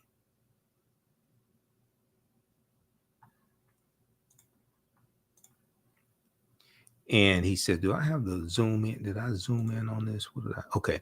He says that the story, so if you have the book at home, Nile Valley Contributions of Civilization by Tony Browder, you can pull the book out. This book right here. This is one of the books we use in my 12-week online course also. You don't have to buy any of the books to follow along in the class. We show you excerpts of the book on the screen, but if you have it, you can use it. Okay, so page 95, Browder says, the story of Asar, Aset, and Heru is the first story in the recorded history of man of a holy royal family, the Trinity, immaculate conception, virgin birth, and resurrection. Evidence of this Trinity is known to have existed in ancient Nubia or Ta-Nehesi, which is the mother of ancient Kemet, as late as 3300 BCE. As late as 3300 BCE, before the Common Era, or BC. Carved on the walls of the Temple of Luxor, circa 1380 BCE, before the Common Era, or BC, are scenes that depict the following. Scenes that depict the following. Number one, the bottom, panel number one at the bottom, my left. The Annunciation, the Neter Dehuti, who the Greeks called Thoth, is shown announcing to the virgin Aset the coming birth of their son Heru, or who the Greeks called Horus, as Dr. Martin Luther King Jr. explained in his book dealing with the influence of the mystery religions on Christianity. Now, so this is the Annunciation. We've all heard of the Annunciation. The second panel depicts the Immaculate Conception. The Immaculate Conception. The Neter Neph, K-N-E-P-H, who represents the Holy Ghost, and the Neter Het Heru, who the Greeks called Hathor, are shown symbolically impregnating Aset, or Isis, by holding the Ankh, which is the symbol of life, or the African symbol of eternal life, holding Ankhs to the nostrils of the Virgin Mother to be Aset. This is the Immaculate Conception. Number three, the third panel at the top, you see the virgin birth. Aset is shown on the birthing stool, and the newborn child is attended by midwives, the birthing stool, because we had enough sense to know that it made more sense for the woman to sit on the birthing stool, let gravity take its course, than just to lay on your back and try to push the baby out. Okay, so they're depicting the birthing stool and attended by midwives. Number four, the adoration. The newborn Heru is portrayed receiving gifts from the three kings or magi, okay, as described in Malachi chapter 10, the book of Malachi, but it doesn't say how many. It just says wise men. They're just referred to as wise men or kings, things like this. It doesn't say how many. While being adored by a host of gods and men. Now, saying the three wise men, three comes from the three stars in Orion's belt. Okay, the constellation of Orion the Hunter. And I have that here. Okay. The constellation of Orion the Hunter. The three stars in Orion's belt, and we know that the star Sirius rises around December 25th. The star Sirius rises to be in line with the three stars in Orion's belt, and they're going to point towards the sun also. The star Sirius, the constellation of Orion the Hunter in ancient times was the constellation of Asar. And the constellation of Orion is followed by two constellations called Canis Major and Canis Minor, the big dog and the little dog. The star Sirius is in the constellation of Canis Major, the big dog. Okay, so Sirius is known as the dog star. Sirius is known as the dog star because it's in the constellation of the big dog, Canis Major. When we look at the old logo of the satellite radio company Sirius, Sirius, Sirius, the logo was a dog with a star over its head, or a star on its head, which comes from the star Sirius, the dog star that's in the constellation of Canis Major, the big dog. Then you get into Dogon mythology. The Dogon talk about there from the star Sirius, things like this. When you study their mythology, the Dogon of Mali and Burkina Faso. Okay, I told you all this is connected together. Okay, all this history and culture, astronomy, all this is connected together. This is why we have to reclaim African history, reclaim our minds, take our minds back, and we don't ask permission to take our minds back. Okay, Bantu Stephen Biko said the most potent weapon in the hands of the oppressor is the mind of the oppressed. The most potent weapon in the hands of the oppressor is the mind of the oppressed. So we have to take our minds back, and we don't ask permission to do that. If we look at this article here from face-to-faceafrica.com, which has a fantastic articles. You see, we post a lot of articles from face-to-faceafrica.com. This article here is about the Dogon. And the Dogon originally come from ancient Kemet, ancient Egypt. They have a superior understanding of astronomy.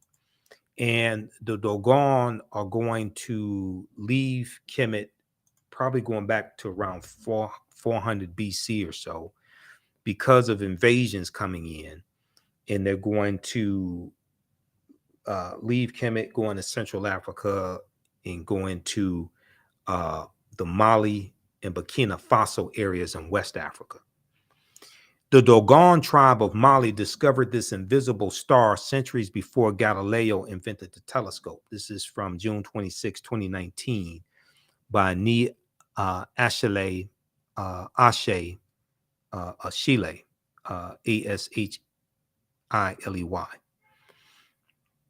Here is a picture of a Dogon, probably man, wearing one of the Dogon masks. The Dogon tribe is a community of people living in present-day Mali.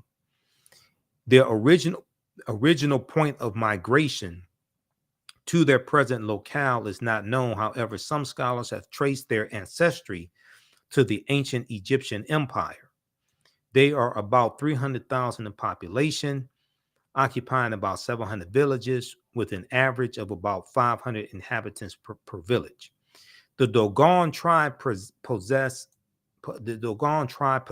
a rich oral history and knowledge of astronomy. A rich oral history and knowledge of astronomy, and this dates as far back as 3200 BC. As far back as 3200 BC. According to the oral tradition of the Dogon tribe, the star named Sirius A, the brightest star in the night sky with a bluish tinge, Sirius A, has an invisible companion star scientists have named Sirius B. So the Sirius A and Sirius B star system. Sirius A is in the constellation of Canis Major, the big dog, Sirius A. This companion star is not only invisible to the naked eye, but also completes a trip around Sirius A every 50 years. Okay, they show Sirius A, Sirius B, and you see Sirius B is much smaller. Okay, now the Dogon have had knowledge of Sirius A and Sirius B going back thousands of years. Now, knowledge of the presence of Sirius B as an invisible companion star to Sirius A and its orbit has been with the Dogon tribe for long, and it has been incorporated into their oral literature as well as customs and ceremonial rituals since the days of antiquity, long before Galileo is reported to have invented the telescope in 1609. Sirius B, the invisible companion star of Sirius A, remained unseen until a large telescope was used to photograph it in 1970. Okay, so European astronomers basically didn't know about Sirius B until like 1970. But even before the invisible star was captured in the night sky by the telescope, Marcel Griaule and Germain Dieterlen, two French scientists, are reported to have recorded information on the presence of Sirius B in the sky from four different Dogon priests, Okay, so they're getting this information from the Dogon who already know about this.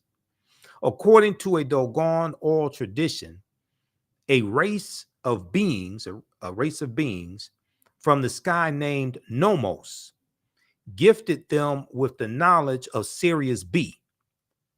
The Nomos, according to the oral tradition, looked like amphibians.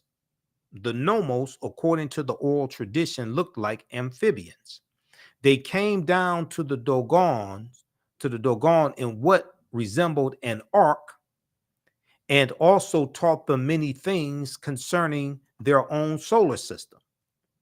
Facts that were observed years after Galileo is recorded to have invented the telescope.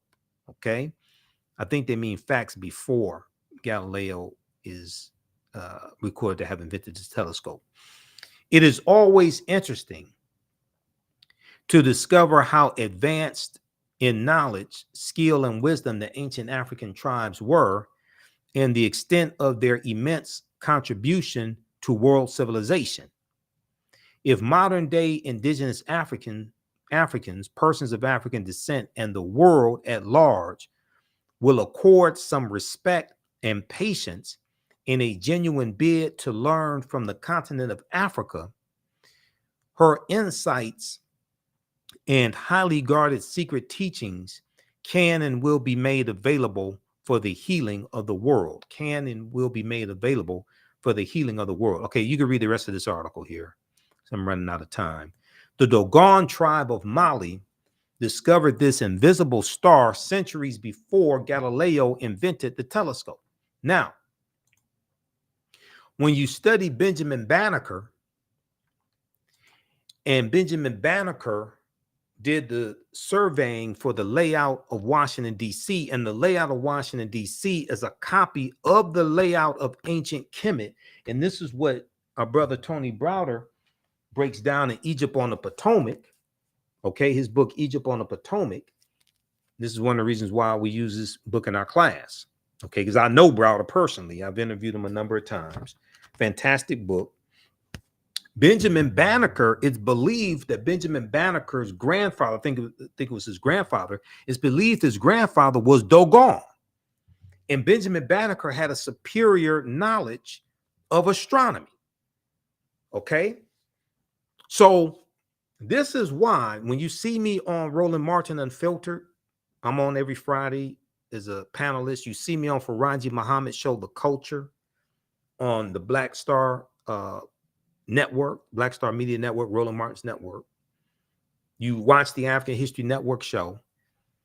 This is why when you hear me talk about reparations, I say the concept of reparations, the root concept means to repair the damage of something that was done, to make you whole again, to restore you back to a state prior to when the damage was done, to make you whole again. This is why I say to repair the damage, you first have to analyze who African people were and what African people had before we were put into an institution of chattel slavery that stripped us of African history, culture, language, spiritual systems, family ties, nationality, folklore, mores, cosmology, all of that, our land. You have to analyze who African people were before the trauma was inflicted to understand how to repair the damage and what to restore us back to. Yes, cash payments can be part of the repairing of the damage. Cash payments alone is not reparations because you have not properly analyzed the damage that was done. What we should be striving for is to be restored back to the status of our ancestors. If you start the analysis of African people in slavery, then you are already coming to the conversation at an intellectual deficit because you don't understand who African people were before we were put into the institution of slavery. That's why a lot of this stuff floating around masquerading as reparations is wrong. You haven't done a proper analysis. And cash payments can be part of a comprehensive reparations program to repair the damage. It's going to take a generation of repairing the damage. But watch the information that the videos I have dealing with reparations. It's totally different than a lot of this stuff floating around. But see, I'm a historian.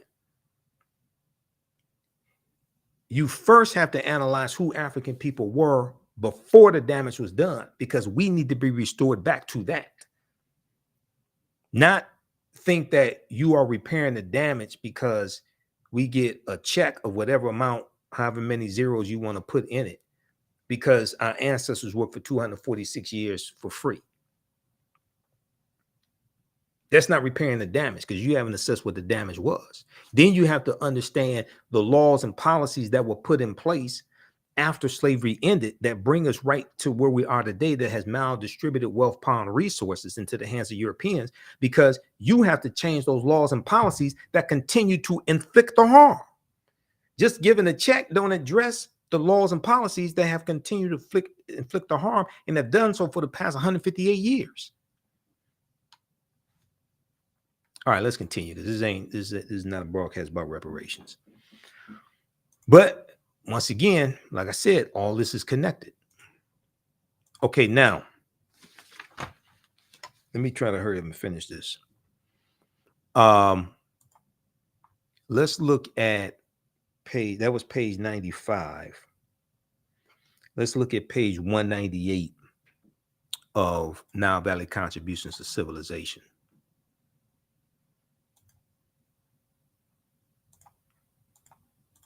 Because page 98 deals with, let me see, let's go to this. I want to go to, no, I want page 168, I should say. Page 168 deals with, that's 95. This is 168 right here. This deals with understanding how ancient Kemetic deities influenced the deities of the Greeks and the Romans. And it talks about Dahuti, who we just saw on page 95, who delivered the Annunciation to Auset, that she was going to give birth to Heru. Okay, so we see Dahuti here, the ibis-headed netter, who carries two staffs. And if we look at this here, okay, Dahuti, the netter of science, writing, measurement, divine articulation of speech, and medicine, holds in his hands two staffs with entwined snakes. Okay, two staffs with entwined snakes. Each staff has a snake wrapped around it.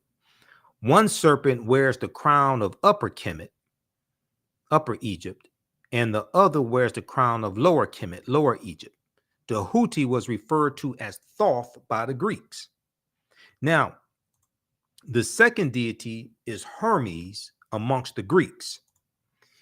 Hermes was the Greek equivalent of Tahuti, who is shown carrying a staff which has two entwined snakes, a staff which has two entwined snakes. It was called the staff of Hermes, Hermes, Hermes. In Greek mythology,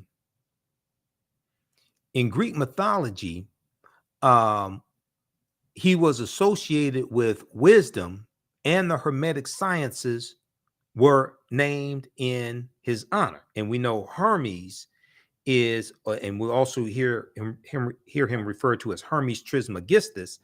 This is going to be very important when it comes to Freemasonry and the books of Freemasonry. And Freemasonry is based upon a watered down version of the teachings coming out of ancient Kemet and ancient Egypt. Now, the third one that you see here, the third deity, is Mercury. Okay.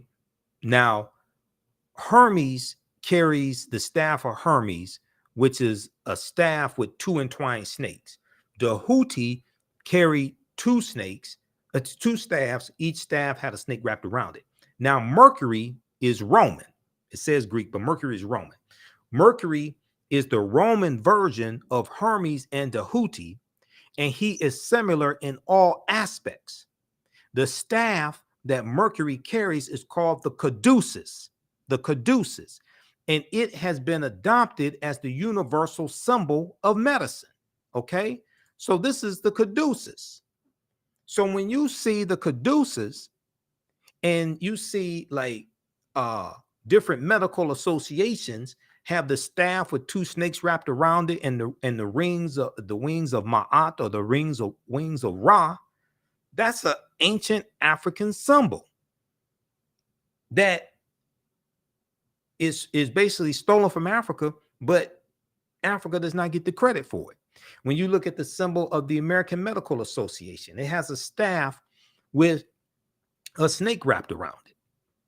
Okay, so there's symbols of Africa all around us, whether it's the Washington Monument, okay, which is a Tekken, okay, whether it's the caduceus, etc. There's symbols of Africa all around us. We have to become history detectives and understand how to decode these symbols and how to trace all this back to Africa so we can remember, so we can put back the pieces of our fragmented mind and help to recover, because we have to recover psychologically from the transatlantic slave trade and after slavery, the Reconstruction era, Jim Crow era, etc. The trauma that's been passed down. We have to recover psychologically. Part of repairing the damage of a legacy of slavery and Jim Crow segregation and racism and redlining, housing discrimination, things like this, is to be repaired psychologically. We're dealing with a people who have largely been taught to hate themselves. We're dealing with a people who, most of us still have the names of our former slave masters and don't know our original names, don't know our original nationalities, don't know our original tongues, don't know our original languages, have been cut off from our family ties. Just given a people who have largely been taught to hate themselves and who have been psychologically damaged money. If we want to be honest, we all know if we all got $1 million today, white people have it all back by this time next week. The only thing you would have done is stimulate their economy. The damage is still there. The laws and policies that continue to inflict the harm today and maldistribute wealth, power, resources are still there. You haven't repaired the damage. Okay, you can't, like I said, cash payments can be part of a comprehensive repairing of the damage program, but just giving cash payments and think you're repairing the damage, it's even worse than putting a Band-Aid over a bullet wound, because you haven't even removed the bullet that's causing the trauma. You're putting a band-aid over a wound with the bullet still in it, causing the trauma. You haven't even removed the bullet. But let's continue, because this is not a reparations presentation. Okay, so that was page 168. We did that. And I talked about patron saints, right? So what is a patron saint? Because what happens is when we study Christianity, and they like to talk about all the Africans, they believed in many gods and things like this, and they were all heathens and pagans and you know, well, what they did in Christianity was, now this may go outside the circumference of some people's awareness, okay? Just because you disagree with it or don't like it does not mean it's not true. This means you have to do some research to understand what I'm talking about. What they did in Christianity was they replaced the Neteru, the forces of nature, the different deities like coming from ancient Kemet, ancient Egypt. They replaced them with the patron saints. And in the okay, so when we just looked at page 168 of Nile Valley Contributions to Civilization by Tony Browder, and we looked at the Houthi, Hermes, and Mercury. Okay, and Mercury is a messenger, and the Houthi delivered the Annunciation to the Virgin all set. Okay, well, in the Christian tradition, who delivers the Annunciation to the Virgin Mary? That's Gabriel, the messenger angel. Gabriel, the messenger angel, delivers the Annunciation just as the Houthi delivered the Annunciation. So what you're going to see in Christianity, you're going to see emissaries, you're going to see helpers of the Creator, helpers of Yahweh, or whatever name you want to put on it. Some people talk about the Elohim.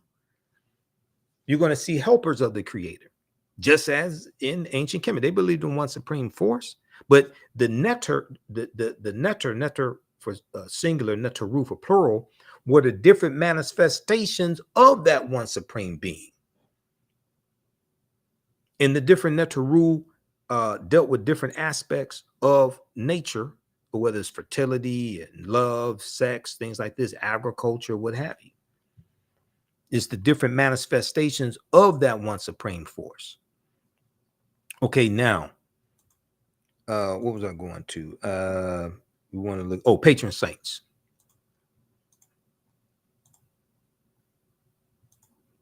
Believe me, I'm trying to hurry up and wrap this up, but I have a list here of what to get through. So I want to make sure we get through the information that I have laid out here, because this is all pertinent to understanding Easter, Oistra. What is a patron saint? If we look at Britannica Concise Encyclopedia, a patron saint is a saint to whose protection and intercession a person, society, church, place, profession, or activity is dedicated. The choice is usually made on the basis of some real or presumed relationship, like St. Patrick is the patron saint of Ireland because he is credited with introducing Christianity there. Now, Patrick, this may go outside the circumference of some people's awareness. Patrick was a mass murderer. He killed thousands of Druids. I talked about this in my St. Patrick's Day broadcast, and we dealt with the history of Patrick, former British slave. Patrick wasn't Irish, he was British. His color wasn't green, it was blue.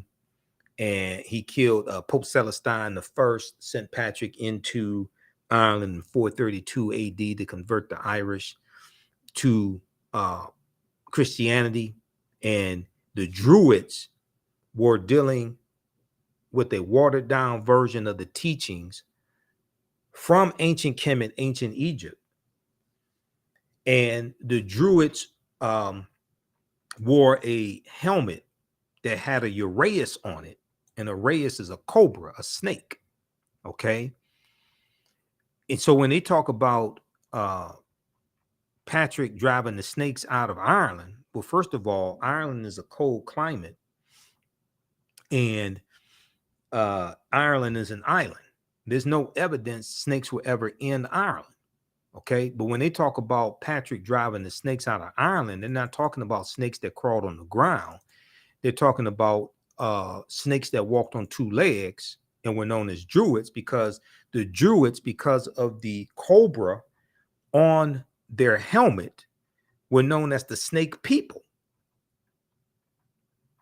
And what the Druids were teaching conflicted with the teachings of the Christian church, because the Druids were talking about acquiring knowledge and awakening the power of God inside of you, which is related to the story of Asar, Aset, and Heru. So this conflicted with what the Christian church was teaching. This is not attacking anybody, but we don't understand that we don't understand. Okay, so to force Christianity on the Irish, they had to kill the Druids because they were the ones with the knowledge.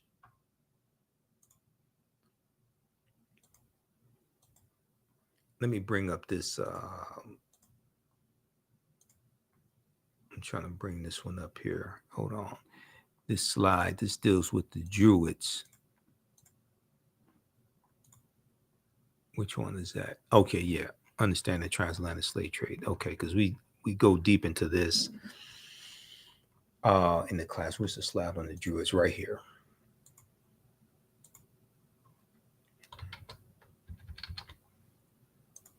All right. So the Druids wore a helmet like the priestly kings in ancient Kemet.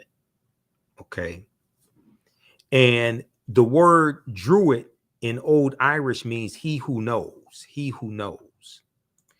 And what the Druids were dealing with, their teachings, it was called the gnosis, or the true knowledge. All right. And what the ruling elite were dealing with in Europe was a watered down version of the teachings coming from ancient Kemet, ancient Egypt. But what they gave to the masses, and this is not attacking anybody, but what they gave to the masses was Christianity. And the masses were illiterate. Like 90% of the European population were illiterate. They couldn't read or write. So they couldn't read the Bible that they were told was the word of God. So it was easy to manipulate them.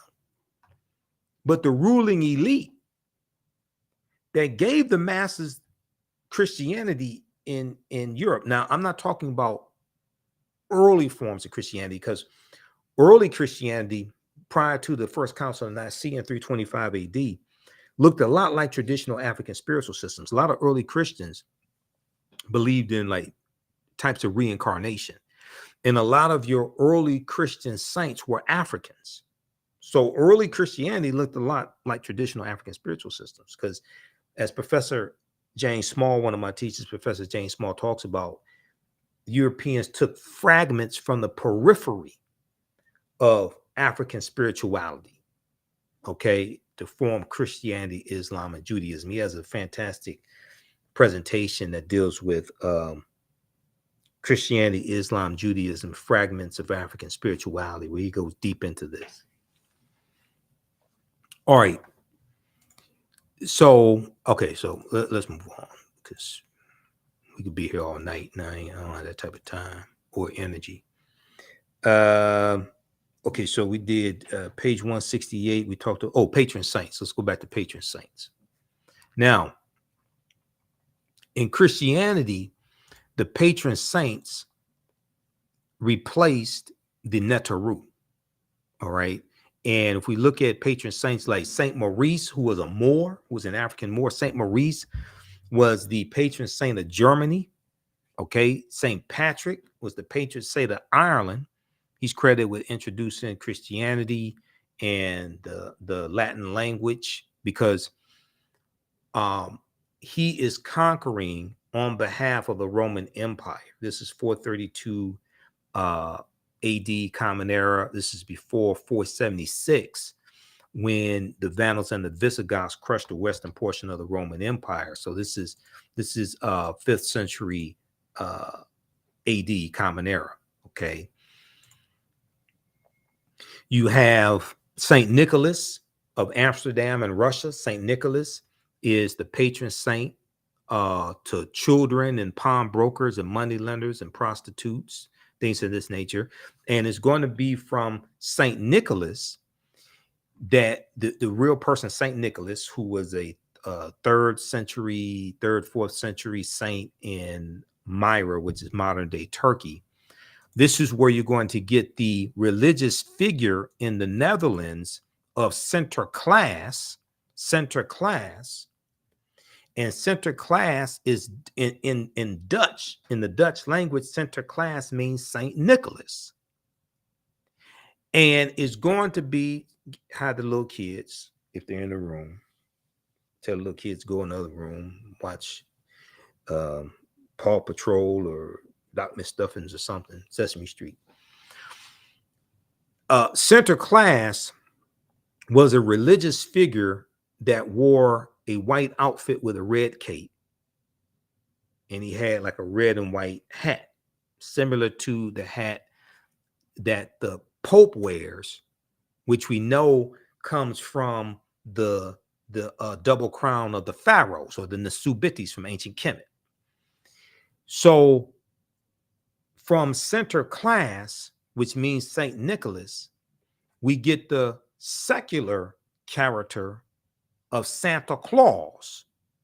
Santa Claus means Saint Nicholas, and Santa Claus has the red and white outfit with the red and white hat, etc. Now, the depiction of Santa Claus is credited, the jolly fellow with the red and white outfit, that's credited to a cartoonist named Thomas Nast, N-A-S-T.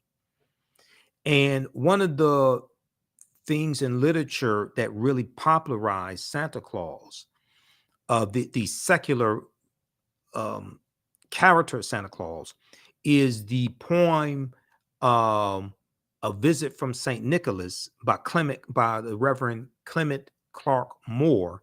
'Twas the night before Christmas, and all through the house not a creature was stirring, not even a mouse. Okay, so that poem has been retold thousands upon thousands of times. Now, Sinterklaas amongst the Dutch has a sidekick named Zwarte Piet.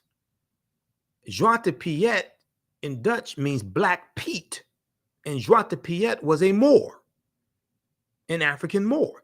Now, in one of the versions of the story, Zwarte Piet, there was a battle between Zwarte Piet and Sinterklaas, and Zwarte Piet becomes a slave of Sinterklaas. Now, some people may say he's a servant, okay, but he's a Moor. And what this does is this symbolizes the Moors being conquered, the African Moors being conquered, like in Spain.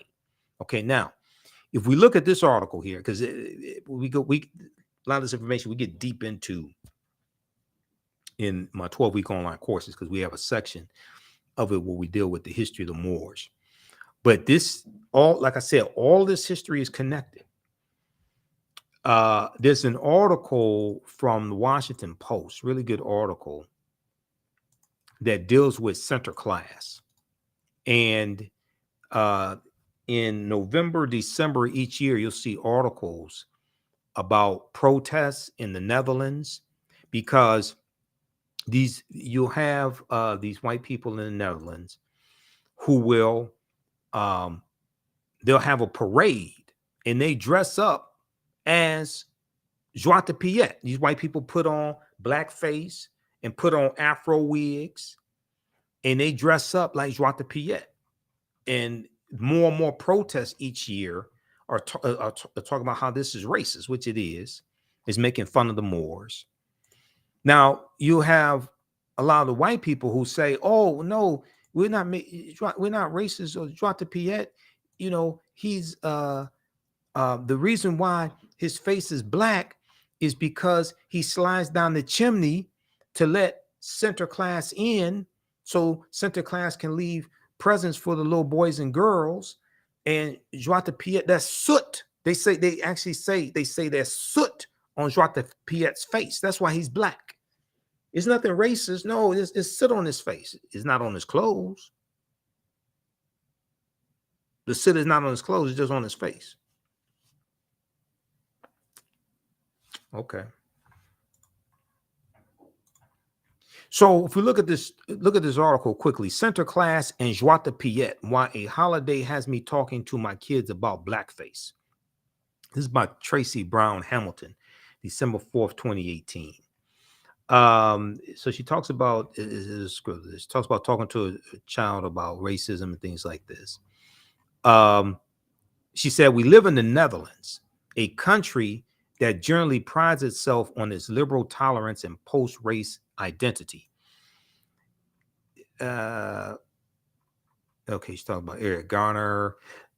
The tradition, and she talks about the tradition of Center Class and Joie de Piet. On the second Saturday of November, Joie de Piet, Black Pete, arrives in the Netherlands on a steamboat from where? From Spain. And we know that it's the Iberian Peninsula where the Moors go into in 711 AD, led by Tariq ibn Ziyad. They go from Morocco into the Iberian Peninsula, today known as Spain and Portugal. This is where they go, and they're gonna conquer the Vandals and the Visigoths, defeat them, and they're gonna settle in what we call southern Spain and call it Al-Andalus, which basically means like to walk in the spiritual path, walk in the spiritual light. So they say that Joie de Piet comes in from Spain because that's where the Moors go into when they go into Europe, into Spain, what today we call Spain. Okay, so arrives in the Netherlands on a steamboat from Spain, along with Center Class, a towering, thin, and plushly dressed figure. Hundreds of people gather to watch the steamboat arrive, with Joie de Piet's dancing and waving while brass band music plays until Center Class disembarks on a white horse, with Piet's walking at his side to greet and offer treats to children. The ritual repeats in various cities across the Netherlands until December 5th, the same day, the name day of St. Nicholas, okay, December 5th. Joie de Piet is, according to folklore, an assistant to Center Class and of Moorish descent. He's an assistant to Center Class and of Moorish descent. Now, some version of the story, he's a slave. They dress it up and say, oh, he's a servant, but it's still symbolizing the Moors being conquered. Now, traditionally, since Joie de Piet's first appearance in a children's book in 1850, Joie de Piet is portrayed as a very dark-skinned character with large red lips, curly black hair, and giant hoop earrings, as many Moorish men wore giant hoop earrings and giant gold hoop earrings. When Joie de Piets appear in person, they are portrayed by volunteers in blackface. Unlike Santa Claus, who comes one night a year, Center Class and Joie de Piet stick around for a few weeks, leaving presents for children in shoes left out by the fireplace. A nightly news program called Center Class Journal covers the adventures and hijinks of Center Class and his servants and makes the experience both magical and believable for children. Okay, so read the rest of this here, because I don't have time to get deep into this. Center Class and Joie de Piet, why holiday has me talking to my kids about blackface. Now, the Dutch, when they're coming to the U.S. in the early 1700s, they're bringing the colonies then, because this is before the American Revolutionary War, 1775. So it's the colonies. They bring this mythological, this religious character of center class, they bring that, and it's going to be transformed into the secular character of Santa Claus. All right, now,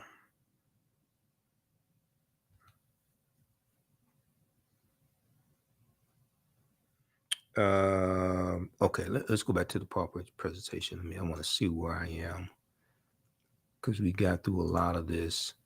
And what was it? Oh, yeah, we talked about Tariq ibn Ziyad, and we talked about the Moors going into Spain. Okay, so in 711 AD, we know General Tariq ibn Ziyad leads his troops into the Iberian Peninsula, today known as Spain and Portugal. Renoko Rashidi has a really good article on this: Moors, Saints, Knights, and Kings, the African Presence in Medieval and Renaissance Europe. It's an article from AtlantaBlackStar.com. And also we used one of Renoko's books, actually two of his books in the class. Where's Black Star, the African Presence in Early Europe is one of them. Where's my Black Star? Black Star, the African Presence in Early Europe, where he gets deep into this information. That's one of the books we use. I don't know what to put my Black Star. Another one is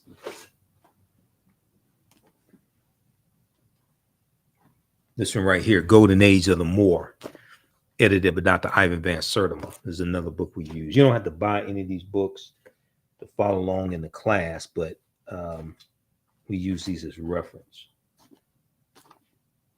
Black Star, I gotta find Black Star. It's around here somewhere. But anyway, I think I put it in this, I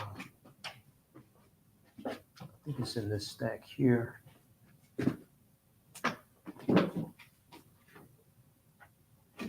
All right, I can't find it. Here's a book everybody should have: The Destruction of Black Civilization by Dr. Chancellor Williams. Have and read. Don't just have it on your shelf. This right here, The Destruction of Black Civilization by Dr. Chancellor Williams. My Black Star, I don't know. It's in here somewhere. Here's another book of Renoko's that we use in the class. African Star over Asia, the Black Presence in the East. This deals with the African presence in Asia. Okay, now let's continue here. I'm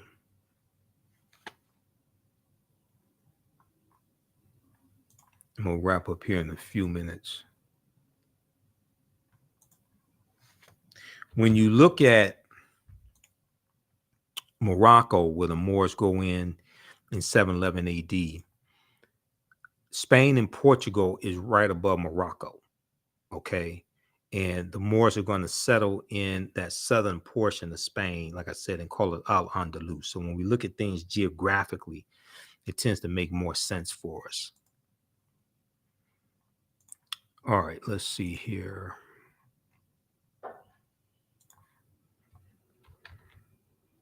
I'm almost done. Now, when we look at, okay, so we dealt with patron saints.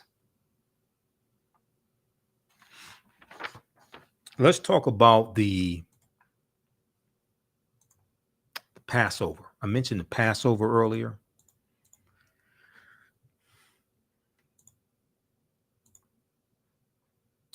There's a good article from history.com, official website of the History Channel, called Passover. And when we watch the Ten Commandments, we hear about the children of Israel and fleeing from Egypt, and they were slaves in Egypt, and the Pharaoh was so cruel all this stuff. And then they're going to flee Egypt. And they're going to be led out by Moses. And Egypt is going to be cursed with 10 plagues because they treated the God's children so horribly, and God's going to punish them with 10 plagues and different things like this, right? There's a good article from the History Channel called Passover. I encourage everybody to read it. So they go through and they talk about the Passover. They talk about the Exodus, things like this. They talk about what we read in the Bible, those that read the Bible. Then they go through, because they talk about the 10 plagues, things like this. According to the Hebrew Bible, Jewish settlement in ancient Egypt first occurs when Joseph, a son of the patriarch Jacob and founder of one of the 12 tribes of Israel, moves his family there during a severe famine in the homeland of Canaan, etc.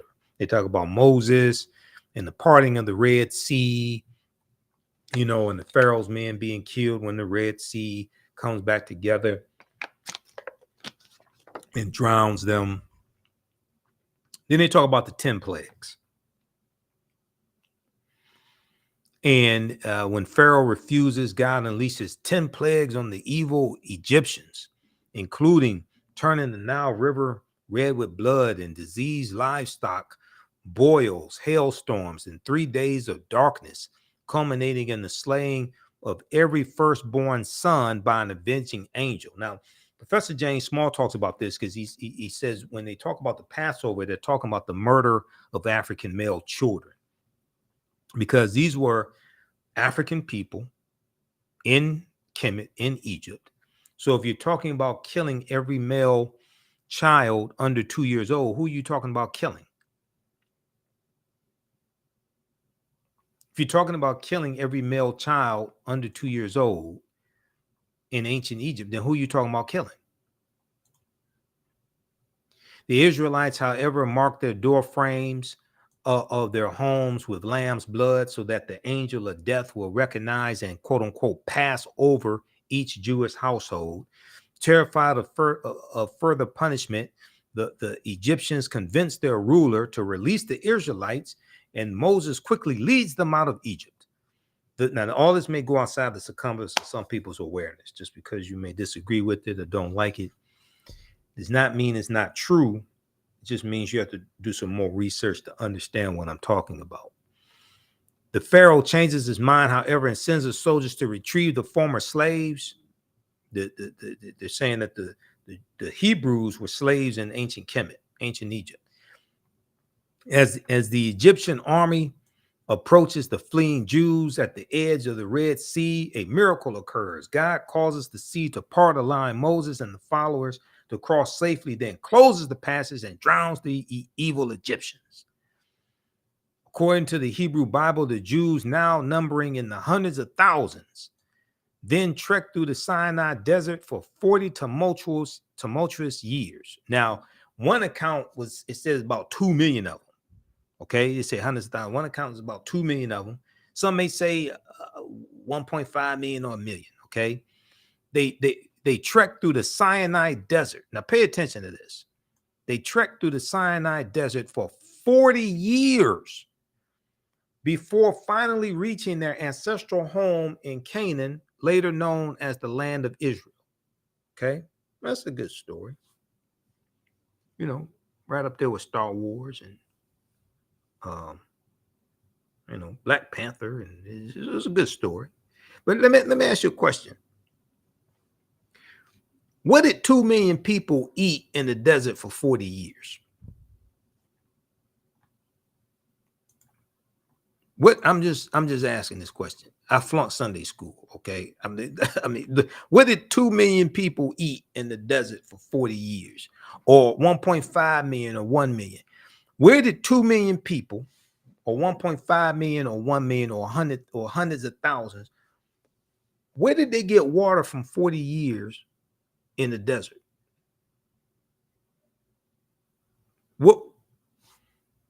Where did they get clothes from for 2 million people for 40 years in the desert? What did 2 million people eat in the desert for 40 years?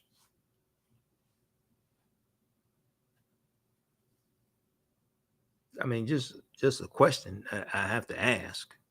This is, I mean, there's a logical question. Okay, so let's continue. Now, there's a section here, and I tell you, everybody read this. Don't take my word for it. Name of this article is Passover from history.com, official website of the History Channel. It's called Passover. Okay, where is it? Where's the title? Right here. Yeah, Passover. Go read this. Now, when you scroll down, there's a section here that will definitely go outside the circumference of many people's awareness. Like I said, I learned that from one of my teachers, Dr. Ray Hagins. Questions of historical accuracy. Questions of historical accuracy. Now, this is like the most important part of the entire article, because it says for centuries, scholars have been debating the details and historical merits of events commemorated during the Passover holiday. Despite numerous attempts, that means more than one. Despite numerous attempts, historians and archaeologists have failed to corroborate the tale, T-A-L-E, of the Jews' enslavement in and mass exodus from Egypt. They're saying when they go research this story, it's one thing to have a story in a book, but they're saying when they go research this story, there's no evidence to back this up that the Jews were ever slaves in ancient Egypt. And there's no evidence to document, to back up a mass exodus of the Hebrews from Egypt. Okay, this is not me saying this. This is what the History Channel is saying. Despite numerous attempts, historians and archaeologists have failed to corroborate the tale of the Jews' enslavement in and mass exodus from Egypt. Although the ancient Egyptians kept thorough records, no mention is made of an Israelite community within their midst or any calamities resembling the 10 biblical plagues. There is also, not my words, this ain't me saying this, there's also no evidence of large encampments in the Sinai Peninsula, because it's supposed to be like 2 million of them for 40 years in the desert. The Sinai Peninsula, the fabled site of the Jews wandering. And they said there's no evidence of any sudden fluctuation in Israel's archaeological record that would indicate the departure of and then the return of a large population. Do you realize that'll throw off the whole ecology of a country? But then also, if there was 2 million people or 1.5 million or 1 million wandering in the desert for 40 years, do you realize there'd still be an archaeological record of that? They'd still be digging up dead bodies from them for 40 years. It'll throw off the whole ecology, the vegetation, all that would be thrown off. And then if a large massive number of people, 1 million, 1.5 million, 2 million, come into a country, they're not going to have a record of that. It throws off the ecology. You leave archaeological and ecological footprints. Now, you can write a story, but in the real world, there's evidence, numerous types of evidence of this. There's no evidence of any sudden fluctuation in Israel's archaeological record that would indicate the departure and return of a large population. A handful of scholars, including the first century Jewish historian Josephus, have suggested a link between the Israelites and the Hyksos, a mysterious Semitic people, possibly from Canaan, who controlled Lower Egypt for more than 100 years before their expulsion during the 16th century BC. Most modern academics, however, have dismissed this theory due to chronological conflicts and a lack of similarity between the two cultures. Now, they want the Hyksos. Then the other thing is, because in the movie The Ten Commandments, if I remember correctly, it's been a long time since I've seen the movie, no plan on watching it, but they showed the Hebrews building the pyramids. But when you study like real history, the ancient Egyptians stopped building pyramids close to 1,000 years before the Hebrews was said to have even gone into Egypt. All the pharaohs didn't have pyramids. They stopped building pyramids in the 6th dynasty, right around 2300 BC or so, right in that era. So the ancient Egyptians stopped building pyramids close to like 900 years, 1,000 years before the Hebrews were said to have even migrated into Egypt. So why did they show them in the Ten Commandments, the Hebrews building pyramids?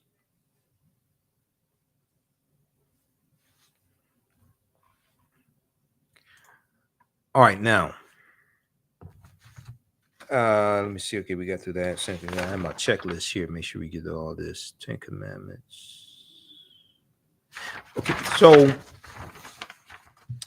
one last article we're going to look at here is from time.com, well, two, very quickly. The National Retail Federation has some good information dealing with the money that's involved in Easter. Once again, I'm not telling people don't celebrate Easter. Okay, you want to buy your Easter outfit and things like that and go to church. I'm not saying don't do that. I'm saying we need to understand the history behind what it is we've been taught to celebrate, so we have a better understanding of what it is that we are participating in. And once you have all the information to understand this, you decide you want to still participate in Easter, that's fine. But once you have more information, it may alter or change how you decide to participate in these European holidays. So National Retail Federation, NRF.com, has information on Easter. Seeds planted for record high Easter spending, a closer look at what's driving the expected $24 billion in spending, which is up from about 20 million from about 20 billion in 2022. Is going to be an egg-citing Easter. Who the hell wrote this? With consumer spending for the holiday expected to reach a new high of $24 billion by the 81% of Americans who say they're celebrating, according to the annual survey from the National Retail Federation and Proper Insights and Analytics. Okay, National Retail Federation and Proper Insights and Analytics. Here's a closer look at how some consumers are making their springtime celebration memorable. Decorations and flowers blooming to new heights. Okay, so they go through and break all this stuff down. But it's expected $24 billion will be spent during the Easter season, buying clothes and Easter eggs and chocolate Easter eggs and jelly beans and all different types of things, like Easter baskets and all different types of things like this. Okay, so check this out from the National Retail Federation. They have information there on Easter. Seeds planted for record high Easter spending.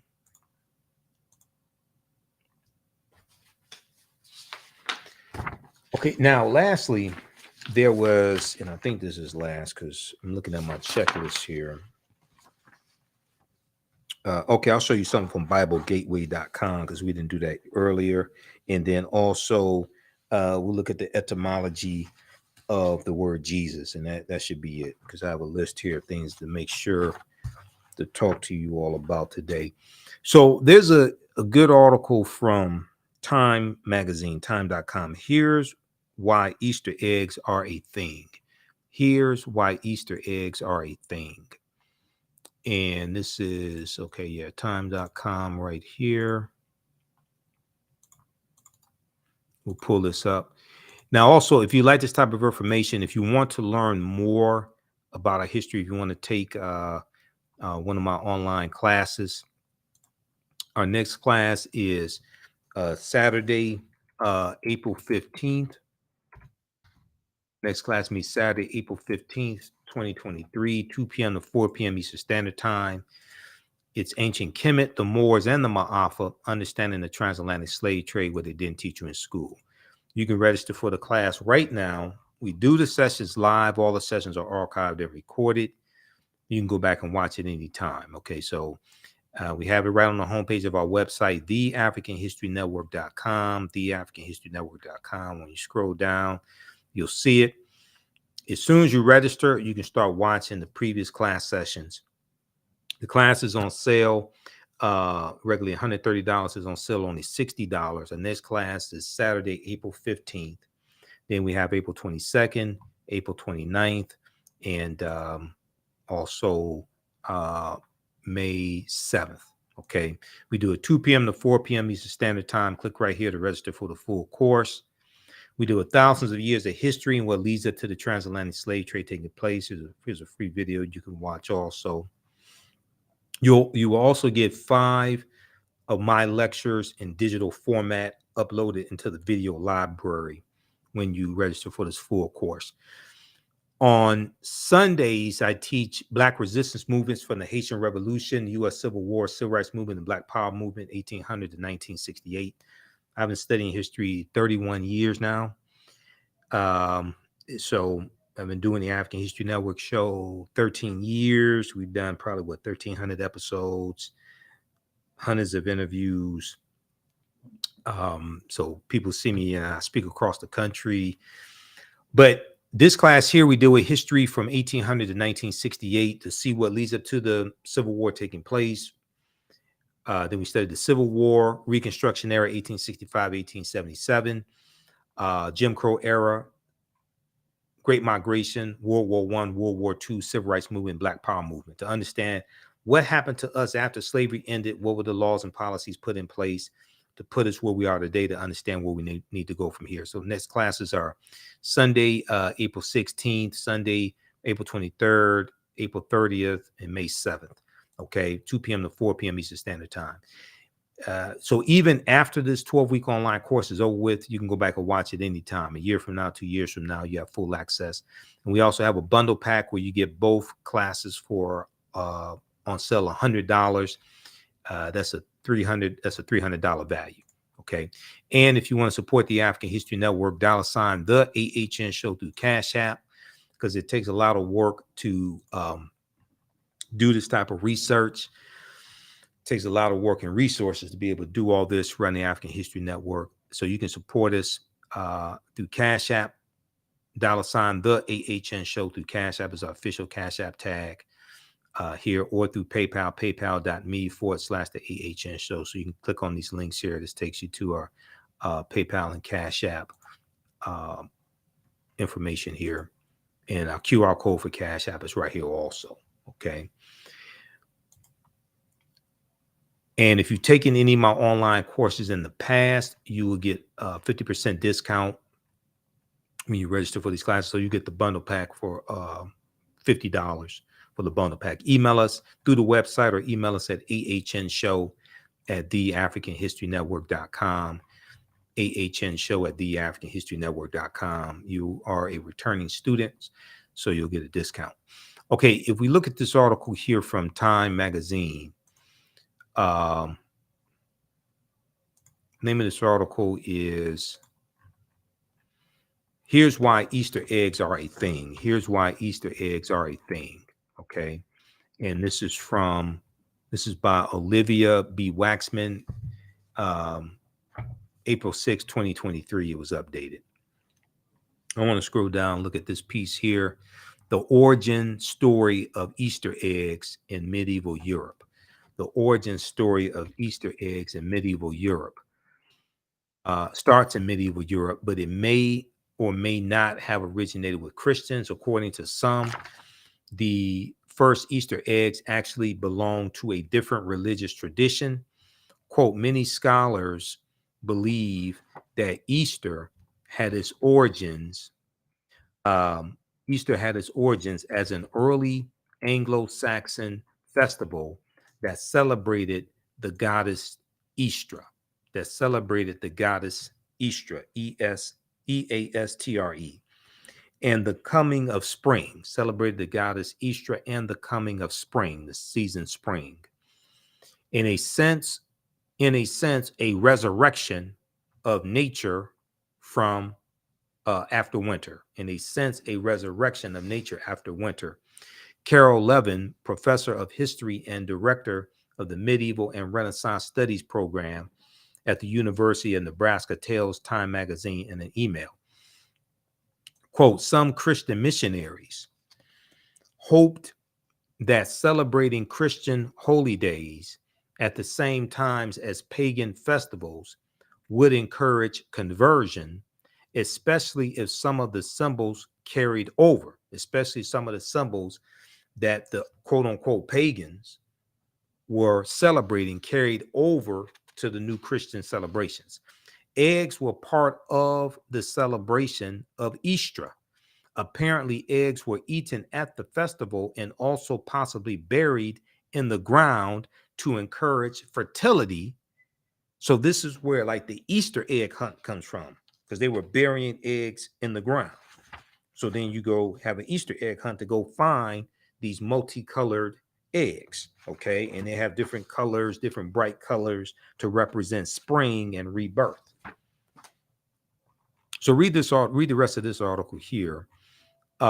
Here's why Easter eggs are a thing from Time magazine, time.com. All right, now, lastly here, I didn't get a chance to go to BibleGateway.com, First Corinthians,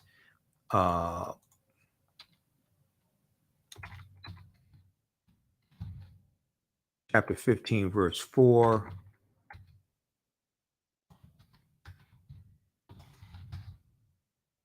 Because this goes back to what we're talking about in the beginning, and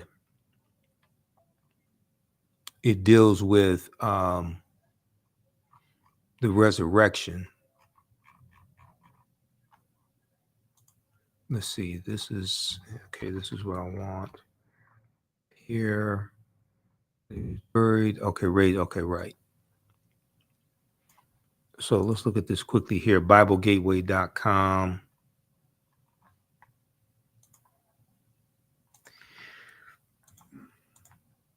This deals with the resurrection on the third day.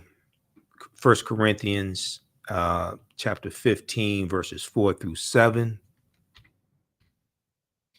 That he was buried, that he was raised on the third day in accordance with the scriptures, and that he appeared to Cephas, then to the 12. Okay, so raised on the third day.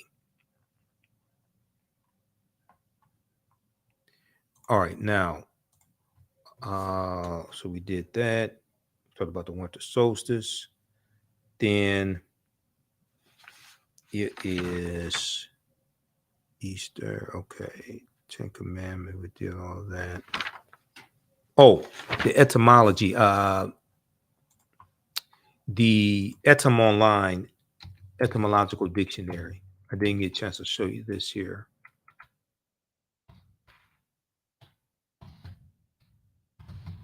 etymonline.com. If you look up Jesus in the dictionary, you want to go to use an etymological dictionary, or you can use Webster, not Webster, not Emmanuel Lewis, but Merriam-Webster. Okay, that's fine. You can do that. But the etymological dictionary, this is the one I use. etymonline.com. This is one of the ones I use. I use different dictionaries and encyclopedias. This is online etymology dictionary. This is etymonline.com. You look up Jesus, And what does it show here? Personal name of the Christian Savior, late 12th century. It is the Greek form of Joshua. It is the Greek form of Joshua used variously in translations of the Bible. It's from the late Latin Iesus, I-E-S-U-S, Iesus, properly pronounced as 3 syllables. From the Greek, I'm not sure how to pronounce this, I-E-O-S-U-S, which is an attempt to render into Greek the Aramaic Semitic proper name, Jeshua, which is in Hebrew, Yeshua or Yahshua. And so Yeshua is Hebrew. Yeshua means Jah is salvation. Jah is salvation. This was a common Jewish personal name during the Hellenizing period. It is the later form of the Hebrew Yahshua, Y-E-H-O-S-H-U-H. Okay, so read this. So Jah is salvation. So when you listen to reggae music and you listen to Rastafarians and things like this, they're talking about Jah. Okay, that's what this is in reference to. Jah is salvation. I told you all this is connected. You listen to Bob Marley and they talk about, or, you know, different types of reggae music. They talk about Jah. That's what this is in reference to. This is all connected. All right, now, let's see here. Okay, Jana said that's why the pagan holidays are wrong. Let's see. Chocolate Chip is in the house, says, so of our young people needs to understand. I think she means so many of our young people needs to understand where we started from. And as Mr. Imhotep stated, that they will know where they belong in our history. You know, when I was talking about reclaiming our history, reclaiming our minds, and repairing the damage of legacy of slavery, Jim Crow segregation, etc. Smitty Rock 70 said, interesting. Okay.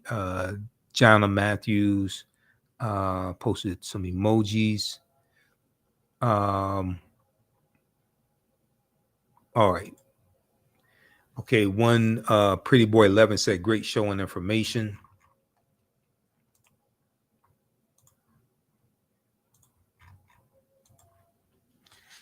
All right, so I think I covered everything. So we went longer than I had anticipated, but this is a lot of information. Like I said, this is all this history is connected together. And I have a lot of this information. I teach a lot of this history. So it is what it is. All right, well, look, be sure to follow us on our Facebook fan page, The African History Network, The African History Network. Follow us on our YouTube channel, Michael Imhotep, I-M-H-O-T-E-P. Turn on live notifications so you know when we go live as well. If you want me to do a presentation for your group or organization, you can email me right through the website, theafricanhistorynetwork.com, theafricanhistorynetwork.com. We can make that happen, either a in-person presentation or virtual presentation. Juneteenth is coming up as well, and Juneteenth is coming up. Marcus Garvey's birthday, August 17th. Malcolm X's birthday, May 21st. Different celebrations, festivals are coming up. So you can email me at ahnshow@theafricanhistorynetwork.com or email me through the website. Be sure to register for the online courses that I teach also. And that's going to do it for us. Okay. So hopefully you learned a lot today. And be sure to follow us on our social media platforms. Oh, Instagram. It's Michael Imhotep on Instagram, I-M-H-O-T-E-P, Michael Imhotep on Instagram also. We have to get out of here. Remember, write down is correct wrong behaviors, not over till we win. Wakanda forever. We'll talk to you next time. Peace. Thanks for tuning in.